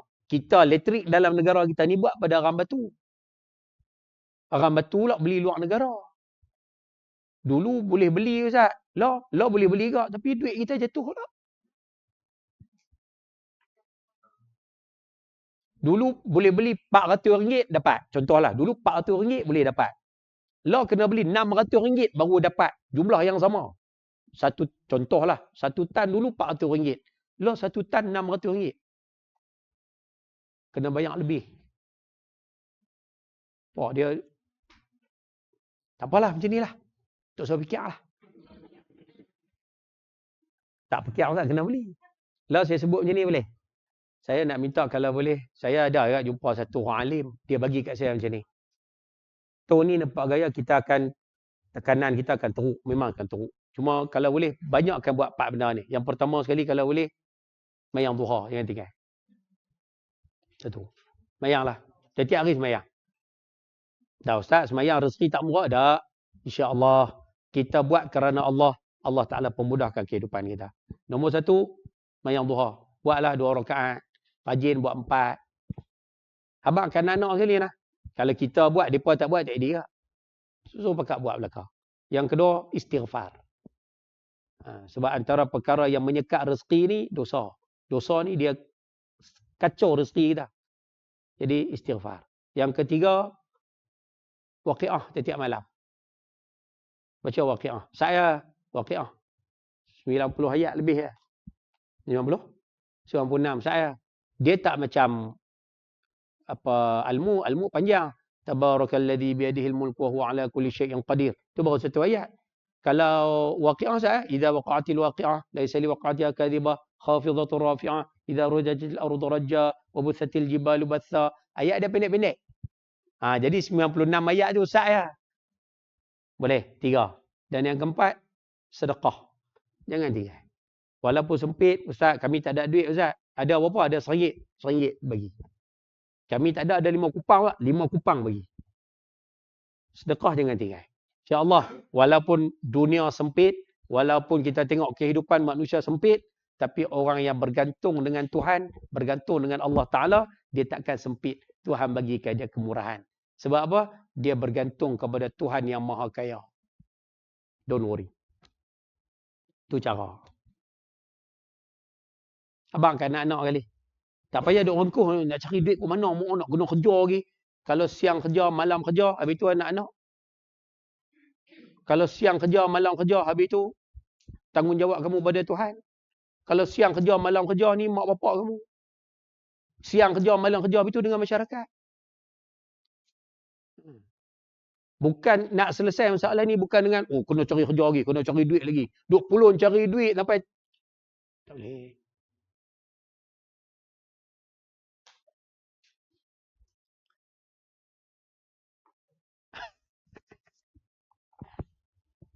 Boleh? InsyaAllah. Ada soalan lain? Tak ada, nah. Okey, sambung. Balik kepada tajuk, lari tajuk jom pergi sampai ke situ. Hidup kena melawak. Baik, selesai. Hadis yang terakhir nak bira. Makanan siap dah. Siap dah. Alright, tak boleh lama-lama. Aisyah radhiyallahu taala anha berkata, "Ma ra'aitu Rasulullah sallallahu alaihi wasallam muntasiran min madlamatin zulimaha qattu, ma lam yuntahak min maharimillah syai'un. Fa idza tuhika min maharimillah syai'un, kana min ashadin fi dhalika ghadban. Wa ma khuyira bainal amrayni illa ikhtara aysarahuma ma lam yakun ma'thaman." Sedap hadis ni noh. Hak ni kita ambil lah nah. Perangai ni kita ambil. Kata Sayyidatina Aisyah, kata isteri Nabi SAW, aku tidak pernah melihat Rasulullah SAW membalas suatu kezaliman yang ditimpakan orang pada dirinya selama orang itu tidak menghina kehormatan Allah Subhanahu Wa Taala. Tetapi bila sedikit saja kehormatan Allah dihina orang, maka baginda merupakan orang yang paling marah kerananya. Dan seandainya diminta kepadanya memilih antara dua perkara, pastilah baginda akan memilih yang paling mudah selama perkara itu tidak menyangkut maksiat. Ada dua isu kat sini, ringkas. Pasal kita nak berhenti awal. Kata Sayyidatina Aisyah, aku sebagai isteri tak pernah tengok Nabi ni balas balik apa yang orang buat jahat pada Nabi. Aku tak pernah tengok. Maknanya hampir 10 tahun. Sayyidatina Aisyah bersama dengan Nabi SAW. Sayyidatina Aisyah tak pernah tengok. Orang buat jahat kat Nabi, Nabi tak balas. Orang kata kat Nabi, Nabi tak balas. Orang kutuk Nabi, Nabi tak balas. Boleh faham tak tu? Tapi Sayyidatina Aisyah kata, tapi selama mana orang tu tidak menghina kehormatan Allah. Kehormatan Allah tu boleh buat catatan di situ, tulis situ agama. Selama mana orang tu tak sentuh bab agama, tak kata tentang agama, tak hina Tuhan, tak hina Rasul, tak hina apa-apa. Tak hina apa yang berkait dengan agama lah. Tapi kalau orang tu hina perkara yang berkait dengan agama, baginda merupakan orang yang paling marah kerananya. Agak-agak boleh faham kot mana macam ni. Hadis ni faham je ni boleh tak? Rupanya Nabi ni, SAW, bila kena batang tubuh, Nabi tak marah. Kena batang tubuh Nabi, Nabi tak marah. Han kata apa, kutuk ke, buat ke apa, Nabi tak marah. Tapi kalau orang hina agama, Nabi marah. Ya. Rupanya kita nak kena ambil ni tu lah. Sifat ni kita kena ambil. Sebab hari ni kita beza, kita terbalik. Orang hina batang tubuh kita, menyingah. Orang kata, dia tu duk ambil harta orang tu, menyingah. Dia tu kira duk buat perangai tu, duk kata kat kuku belakang, menyingah. Menyingah faham kot tu? Marahlah. Sedap ayat menyingah. Kita ni ke orang kata batang tubuh kita, orang kata keluarga kita, orang kata kat kita sikit, menyingah tak ada tu halak. Tapi bila orang hina agama kita boleh senang-senang aja buat. Pilah, memang depa mulut macam tu. Dia pergi ke depa lah, depa akan faham agama kita. Orang tu menghina agama kamu, kamu rehat, relax.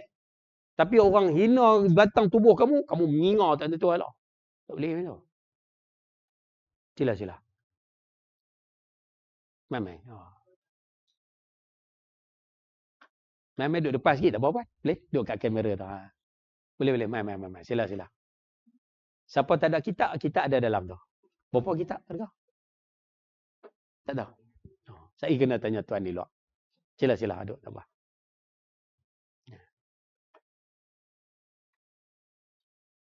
Pergi laluan.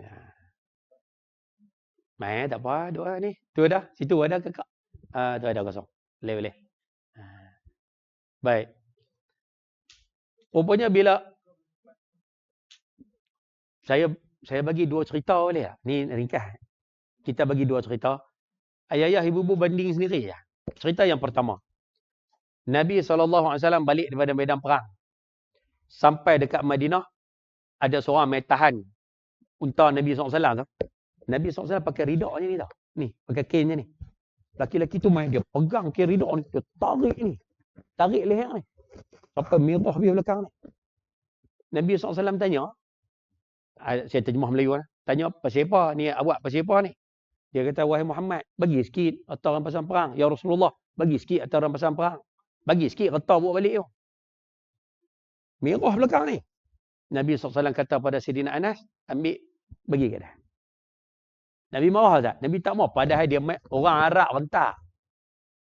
Orang Melayu rentak pun sakit. Ni orang kasar. Rentak merah ni. Nabi marah. Nabi tak marah. Cerita yang pertama. Cerita yang kedua. Nabi balik daripada satu perang. Ada seorang lelaki-lelaki. Dia tak sentuh pun Nabi. Dia memang dia tahan kat depan dia. Unta balik, dia tahan. Lepas tu dia kata, wahai Muhammad. Panggil nama Muhammad. Muhammad. Nak bahagi harta rampasan perang ni. Ni nak bedak harta rampasan ni. Bedak bagi adil lah. Kata kat Nabi lah. Nak bedak harta rampasan tu. Bedak tu bagi adil lah. Masa tu muka Nabi merah tu. Nabi merah tu. Nabi kata, kalau aku ni tak adil, siapa lagi adil pada aku? Kalau aku ni Rasulullah tak adil, siapa lagi yang lebih adil pada aku? Masa ni Sayyidina Umar pegang pedang. Ya Rasulullah, biar aku pancung dia ni. Nabi kata, jangan. Kalau kamu pancung dia, kamu bunuh dia, nanti orang Madinah akan kata, Muhammad membunuh saudaranya. Tengoklah mata hadis. Kalau bagi yang ngaji ni, tengoklah mata hadis. Nabi kata, kalau aku bunuh, kalau dia dibunuh, orang Madinah akan kata, Muhammad telah membunuh saudaranya. Nabi tak mengaku tau, laki-laki tu sahabat. Nabi kata saudara. Saudara ni pasal Islam. Nabi sebut tu, kalau bunuh dia, nanti orang Madinah kata Muhammad bunuh saudaranya. Hak syoknya, laki-laki tu, kotlah nak minta maaf apa tak? Belah gitu. Imam Nawawi kata daripada laki-laki tu, turun keturunan Khawarij, yang bunuh Sayyidina Ali. Dia boleh main kata kat Nabi ni tu. Kata Muhammad nak bedak tu, bedak bagi adil lah. Masa ni, Nabi muka merah. Nabi marah. Soalan. Pasal apa hak awal rentak tadi Nabi tak marah pun. Tapi hak ni Nabi marah. Jawapan dia hak pertama tadi rentak tu pasal kena batang tubuh. Kena batang tubuh Nabi tak marah. Hak kedua ni dia main peleceh title Rasulullah tu. Dia seolah-olah nak bagi gambaran, nak cerita kata Rasulullah keadil kan. Jadi aku kena pesan lah. Nak bedak bagi adil. Masa ni Nabi marah. Sebab tu kita yang main mengaji ni, mulai hari ni, kena ubah tu. Lepas ni orang kata kat kita, relax dah. Orang kata habis lah. Orang kutuk tak? Kutuk bila.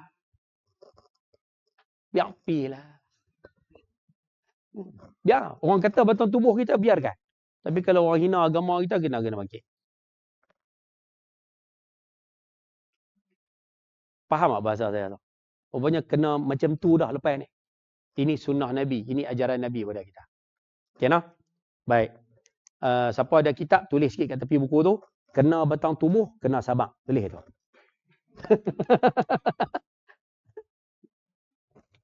Ibu-ibu gelak kat saya dah. Dah. Sebenarnya hak tulis tu jadi ilmu sebenarnya.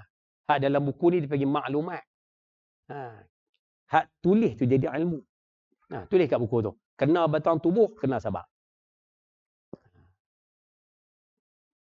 Okay. Tulis ayat macam saya kata tadi. Kena batang tubuh, kena sabak. Bawah dia tulis. Kalau kena bab agama, tak boleh bagi muka. Tulis tu. Kalau kena bab agama, kena marah.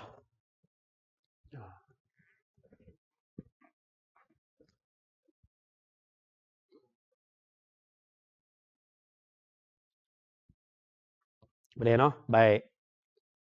Boleh, ada soalan nak tanya? Tak ada. Dan seandainya dimintakan untuk memilih antara kedua perkara, kalaulah kita diminta pilihan dalam kehidupan seharian, kita kena pilih antara dua benda. Baginda akan memilih yang paling mudah selama mana perkara itu tidak menyangkut maksiat. Tulis kat buku tu, dalam urusan dunia. Dekat menyangkut maksiat tu tulis di situ, dalam urusan dunia. Rupanya dalam urusan dunia, Nabi suruh kita pilih yang paling mudah.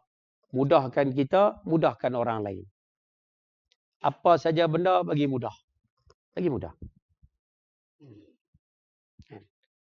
Abang, nak ajak abang pergi kenduri. Abang free bila? Dia kata free petang. Tak apa, petang kita pergi. Bagi mudah. Walaupun boleh, pergi pagi boleh, pergi petang boleh. Tapi tanya dulu. Ni, kita ni, naik RNA ni, kita nak berhenti RNA sini ke depan? Dia tanya, hak mana yang senang? Kalau senang, sini senang. Sini toilet dia dekat dengan parking. Turun sini. Rupanya dalam urusan dunia ni, kita diajar kalau boleh, buat keputusan yang mudah. Yang jaga pejabat, bagi mudah. Dah sih? Saja share lah. Saya pernah jumpa satu pegawai masjid. Tak payah sebutlah siapa. Lama punya cerita. Orang mai jumpa dia. Nak sign borang zakat. Nak sign borang zakat. Sign borang zakat ni urusan dunia. Ya, simple nak sign je pun. Mai, kawan tu mai waktu pegawai ni nak naik motor. Nak balik mayang. Naik motor. Orang mai bawa borang. Ni nak minta tolong sign sat boleh tak borang sekian-sekian ni. Tu pegawai ni kata apa? Padahal dalam poket dia ada pen. Bukan gaduh cok pun, pen ya. Hang tenyeh aku tu selesai lah. Tok atas seat motor tu tenyeh. Selesai. Dah tahu dia jawab apa? Dia kata, nak buat apa ni? Ni nak sign borang zakat. Dia kata, jabat dah. Jabat dah. Main jabat. Dia kata, dah esok pagi nak kena pergi. Dah tahu nak sign borang, main tak awal-awal. Dah ada kat situ. Hang sign lah satu tu je. Sign je lah. Kawan tu kata ni segera saya baru permit tak sat ni borang. Borang ni nak tak pagi esok. Kira kalut. Hang seorang yang kalut. Orang lain punya kalut. Lah. Awak yang jadi. Hang tenyeh je lah. Rupanya Nabi suruh bagi mudah. Bagi mudah. Lepas ni kalau boleh kita ambil satu prinsip hidup kita mudah. Bagi mudah. Apa pun bagi mudah. Jangan buat bagi payah. Siapa yang memudahkan orang, Allah mudahkan hidup dia. Siapa suka menyusahkan orang, Allah Ta'ala susahkan hidup dia.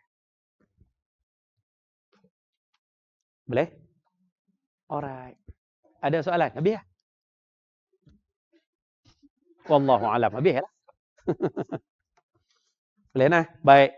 Kesimpulan daripada tajuk kita pada hari ini, hidup akhirat pulun, dunia ambil satu. Yang kedua kita mengaji tadi, hidup kena melawak. Jangan lupa nah, belajar melawak, belajar tahan melawak, dan yang ketiga, jangan melawak melampau batas. Boleh? Dua. Dan yang ketiga, kita mengaji tadi, bila kena batang tubuh, jangan marah. Bila kena agama, itu kita kena tunjuk marah kita. Dan kalau boleh dalam hidup, buat keputusan yang memudahkan. Baik, no? InsyaAllah. Habis lah, selesai. Bulan depan panjang umur, hak ni kena tahan lah sikit. Nah. Yang ni kena tahan sikit. Sebab bulan depan kita akan mula mengaji bahagian yang kedua. Bahagian kedua ni adalah bahagian paling panjang sekali dalam buku kita. Bahagian ibadat. Bahagian ni kita akan mengaji bab wudu, bab semayang, bab puasa, bab zakat, bab tidur, bab makan, bab bersin. Ya. No? Kita akan mengaji bab ibadat sampai kepada bab puasa. Cuma satu bab yang saya tak akan baca anak saya tak mengaji itu. Bab haji umrah. Ini saya tak baca. Dalam ni. Nah, insya-Allah nanti kita akan tengok sama-sama. Wallahu alam. Ada soalan? Sila.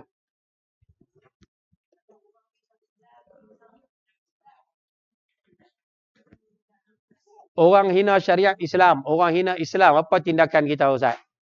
Nabi sebut, marra'a minkum munkara. Siapa-siapa yang tengok benda mungkar, falyughayyirhu biyadihi. Ubah dengan kuasa. Ubah dengan kuasa ni hanya untuk pihak pemerintah. Pemerintah ada kuasa, dia kena ubah dengan kuasa. Fa in lam yastati' fa bilisani. Kalau kita tidak ada kuasa ni, guna lidah, cakap. Cakap mulut, tulis dalam internet ke apa ke, tapi kena tulis. Ustaz, kami bukan orang alim Ustaz. Nak boleh, kami pun tak faham apa Ustaz. Kami tak reti Ustaz. Kami tak tahu, dia hina tu kami tahu, tapi nak Allah nak ulas balik kami tak reti. Kami bukan orang alim, orang yang kuasai ilmu. Oh, kami orang awam. Kalau tak boleh, fa biqalbih. Kena, pernah dengar hadis ni kan? Hadis ni disebut kena tunjuk dengan hati. Kalau bahasa Penang kita ni, kena tunjuk meluat.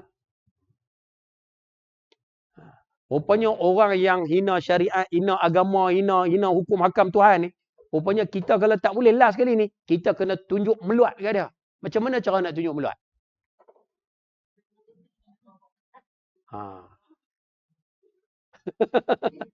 Kena tunjuk meluat.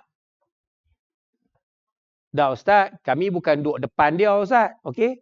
Tapi kalau ada orang yang menyembang tajuk dia Ustaz, kami akan buat muka. Tengok, suruh sembang tu, meluat dia tu. Tu tunjuk meluat. Rupanya kena tunjuk meluat Ustaz. Kena tunjuk meluat bagi orang awam. Bagi orang alim, dia kena bercakap. Perbuatan ni salah. Cakapan macam ni salah. Tindakan macam ni salah. Mereka kata dalam Quran mana ada suruh tutup kepala. Sumber hukum dalam agama bukan Quran saja abang ada. Quran ada, hadis ada, ijma' ada, qiyas ada. Ni dua abang. Dalam Quran tak ada. Betul? Tak payah pakai apa. Marah. Dah suruh. Kan orang duk cakap lah ni. Dia kata ni dalam Quran tak ada. Itu sumber hukum dalam agama bukan Quran saja. Quran, hadis, ijma', qiyas. Yang disepakati 4. Quran ni dia umum. Boleh dikatakan Quran ni Allah Ta'ala sebut dasar secara umum. Khusus detail dia dalam hadis. Tengoklah hadis semua. Ada orang kata, Ustaz, betul ke? Ibu-ibu yang ada buku, buka Ustaz, muka surat 120. Tak. Pasal ada baru ni, saya duduk dengar dekat internet, ada orang kata, mana ada agama suruh tutup kepala? Mana ada agama suruh tutup kepala? Dia kata tutup apa, jaga kemaluan dia. Jangan berzina, mana ada tutup kepala? Tajuk apa? Saya pun simpan kitab pula, tak kena tu. Suruh orang buka, Ustaz pergi tutup. Merah? Okey. Tak apa, buka. Tak apa. Bukan tajuk tu. Saya silap. Ustaz lah. Ngajak kau ni tak boleh nak serius. Minta maaf. Baik. Minta maaf. Silap muka surat. Buka muka surat 104. Kok lah ada yang kata dalam Quran tak sebut pun Ustaz tutup kepala. Hala kita jawab. Saya kata tadi sumber hukum Quran bukan sumber hukum agama kita bukan Quran sahaja. Tapi hadis pun ada. Hadis ni dia detail apa dalam Quran. Cuba tengok hadis hak last. Bahasa Melayu ya, kita terjemah. Bagi cepat. Nanti kita baca. Daripada Aisyah radhiyallahu ta'ala anha. Satu kali Asma binti Abu Bakar lewat tu lalu. Di hadapan Rasulullah sallallahu alaihi wasallam dengan pakaian tipis. Asma ni siapa? Kak ipar Nabi sallallahu alaihi wasallam. Satu hari Asma ni lalu di hadapan Nabi sallallahu alaihi wasallam dengan pakaian yang tipis. Tipis tu ada dua makna. Nampak kulit, nampak warna kulit ataupun nampak bentuk. Itu maksud tipis tu lah. Maka baginda menoleh menghindar darinya. Nabi beralih tengok kot lain. Ni orang lelaki. Kalau tengok orang perempuan seksi, beralih. Nampak orang perempuan seksi sikit, beralih. Bukan tengok astaghfirullahalazim. Rezeki. Bukan macam tu. Kalau contohlah kadang ibu-ibu naik dengan suami, kadang suami berhenti dekat traffic light, nampak perempuan depan tu naik motor, nampak tulang sependa. Dia pakai seluar tapi nampak tulang sependa tu. Suami kata, hang tengok tu. Orang perempuan law tengok pakai macam tu. Yang suami kita duduk tengok. Abang dia abang, beralih kot lain. Dia kata nak beralih kot nak. Kot lain tu ada. Jangan tengok situ tu dah. Kadang tak tengok, bini tuduh tengok. Tu ya. Baik. Jadi tengok, Nabi beroleh lah. Menoleh menghindar. Nabi beralih ke oleh. Tengok Nabi kata apa. Lalu baginda berkata, ya Asma, wahai Asma, jika seorang wanita telah dewasa, siapa yang ada kitab tulis siap-siaplah kat buku tu, datang haid. Dewasa di sini dengan maksud datang haid. Jika seorang wanita telah dewasa, yakni datang haid, tidak boleh nampak darinya kecuali ini dan ini. Bila seorang perempuan tu dia dah datang haid, Nabi kata dia tak boleh tunjuk melainkan ini dan ini. Ini dan ini tu apa? Baginda menunjukkan wajah yang ni dan telapak tangan yang ni. Maknanya orang perempuan bila dia dah datang haid, dia tak boleh tunjuk dah apa-apa dekat orang lain yang bukan mahram dia. Dia tak boleh tunjuk dah dekat mana-mana lelaki lain. Melainkan dua benda ya. Muka dengan tapak tangan. Tapak tangan sini tau. Bukan sini. Ni bukan tapak tangan. Ni lengan. Tapak tangan sini. Dua ni yang boleh tunjuk ke orang.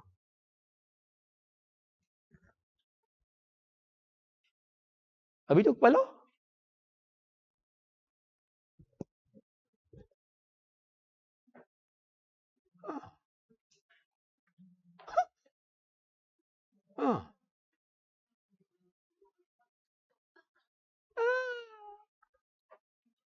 Nabi cuma sebut dalam hadis ni, dua yang boleh ditunjuk. Hak boleh tunjuk. Lain daripada dua ni, tak boleh tunjuk. Ni hadis. Kalau orang tanya ni, kepala tutup ni, ada lain. Oh tak boleh Ustaz no. Boleh. Boleh tunjuk dua ni ya. Melainkan adalah kes-kes tertentu. Kalau bersama dengan mahram, boleh buka sikit. Adalah tempat. Nanti kita baca. Waktu orang perempuan kerja. Duk pergi masak gotong royong. Boleh tak boleh Ustaz? Duk sintil lengan je ni. Duk tengah masak. Boleh. Ada ketikanya dibolehkan. Tapi asas dia orang perempuan bila dia dah balik. Dia tak boleh tunjuk ke orang. Melainkan yang ni. Nama pun wajah. Bukan kepala. Wajah. Dan tapak tangan yang ni. Dia boleh tunjuk ke orang lain.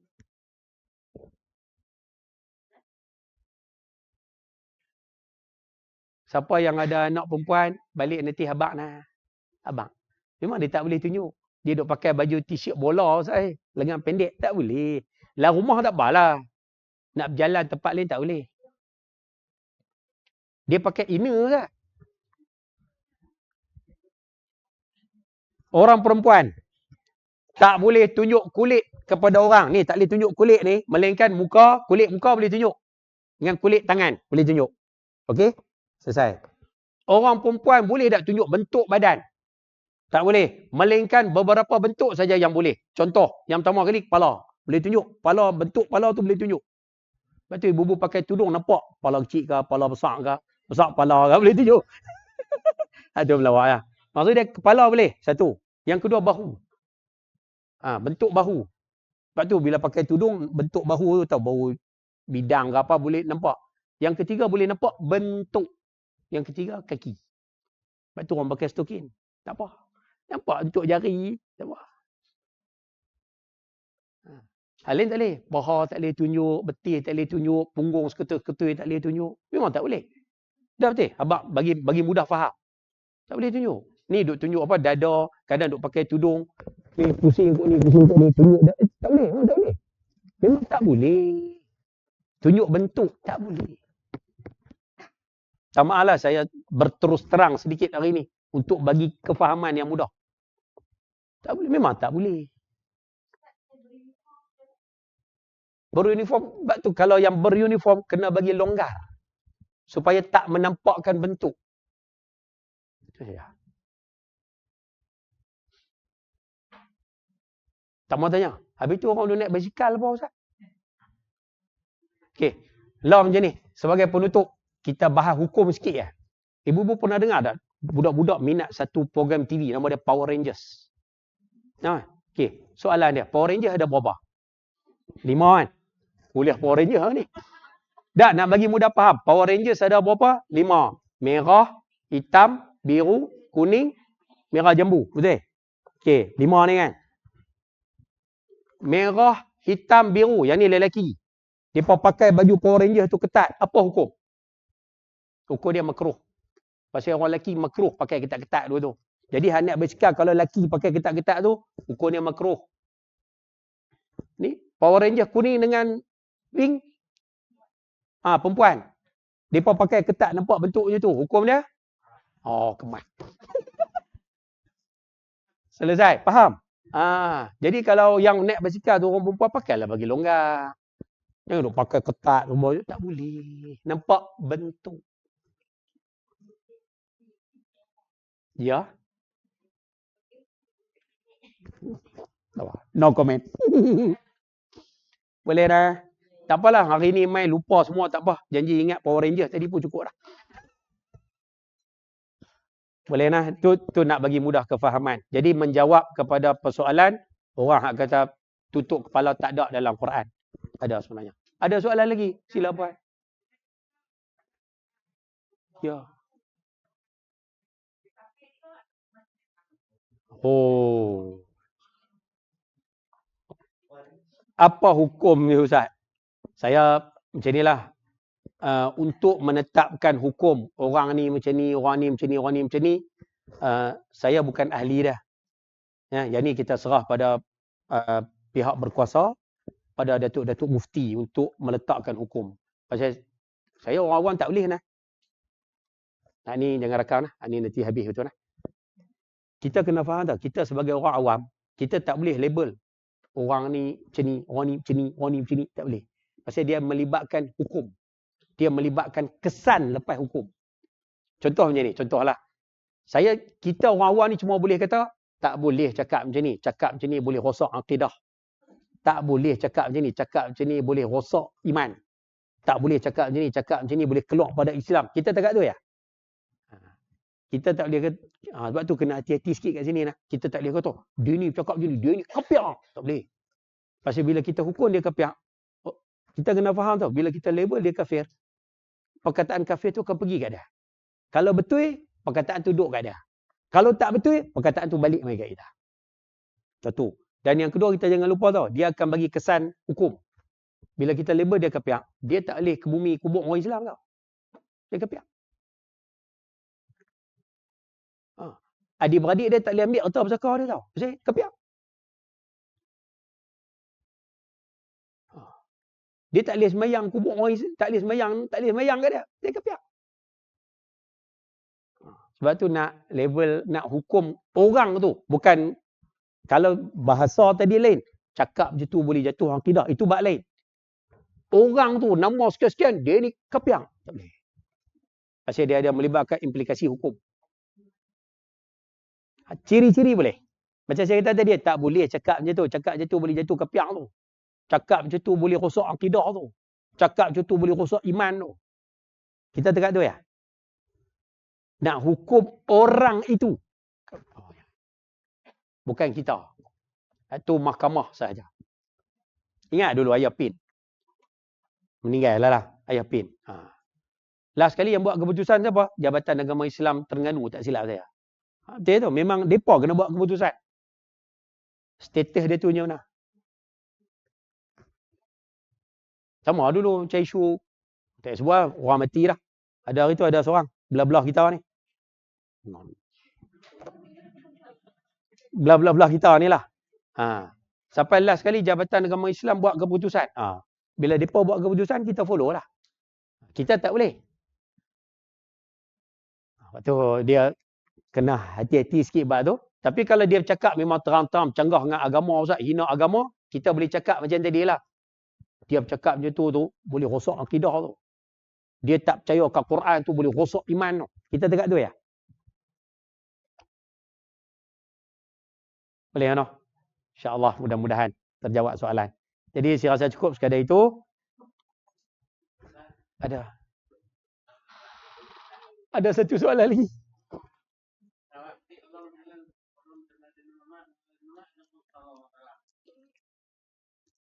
Sekali.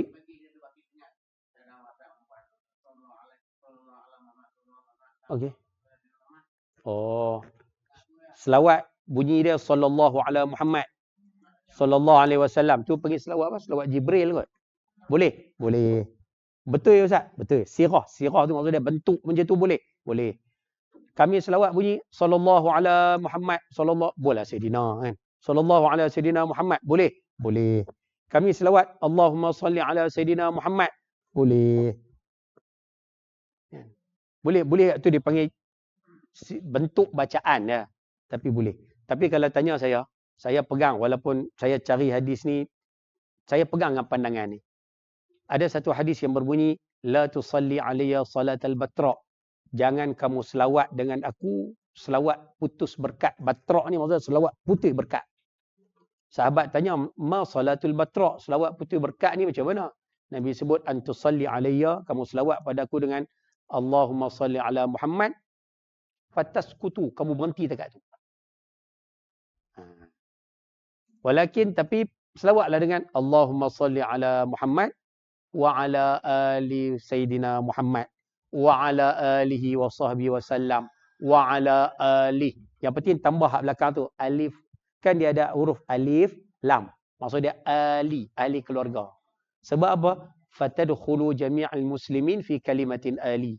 Sebab bila kita doa kepada keluarga Nabi Muhammad, semua orang Islam termasuk dalam ahli, termasuk dalam kataan keluarga tu. Jadi bila selawat pada baginda, semua orang Islam pun dapat sekali. Jadi kalau boleh kita selawat lepas ni, Allahumma salli ala Sayyidina Muhammad wa ali Muhammad. Allahumma salli ala Sayyidina Muhammad wa alih. Pun boleh tak? Wa alih tu dan keluarganya. Kan? Kalau selawat awal tadi, sallallahu ala Muhammad wa ali Muhammad. Tambah sikit.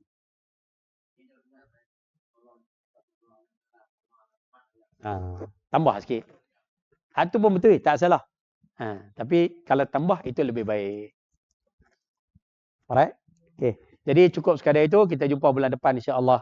Jangan lupa serabut-serabut 4 amalan tadi yang saya bagi, jangan lupa nah. Sekian, billahi taufiq wal hidayah. Assalamualaikum warahmatullahi wabarakatuh. Bismillahirrahmanirrahim. Alhamdulillah rabbil alamin wassalatu wassalamu ala asyrafil anbiya wal mursalin wa ala alihi wa sahbihi ajma'in. Rabbana atina fid dunya hasanah wa fil akhirati hasanah wa qina adzaban nar. Wa sallallahu ala sayyidina Muhammad wa ala alihi wa sahbihi wa baraka wasallam. Walhamdulillahi rabbil alamin. Mohon maaf atas salah silap. Mohon maaf atas mungkin bahasa yang kurang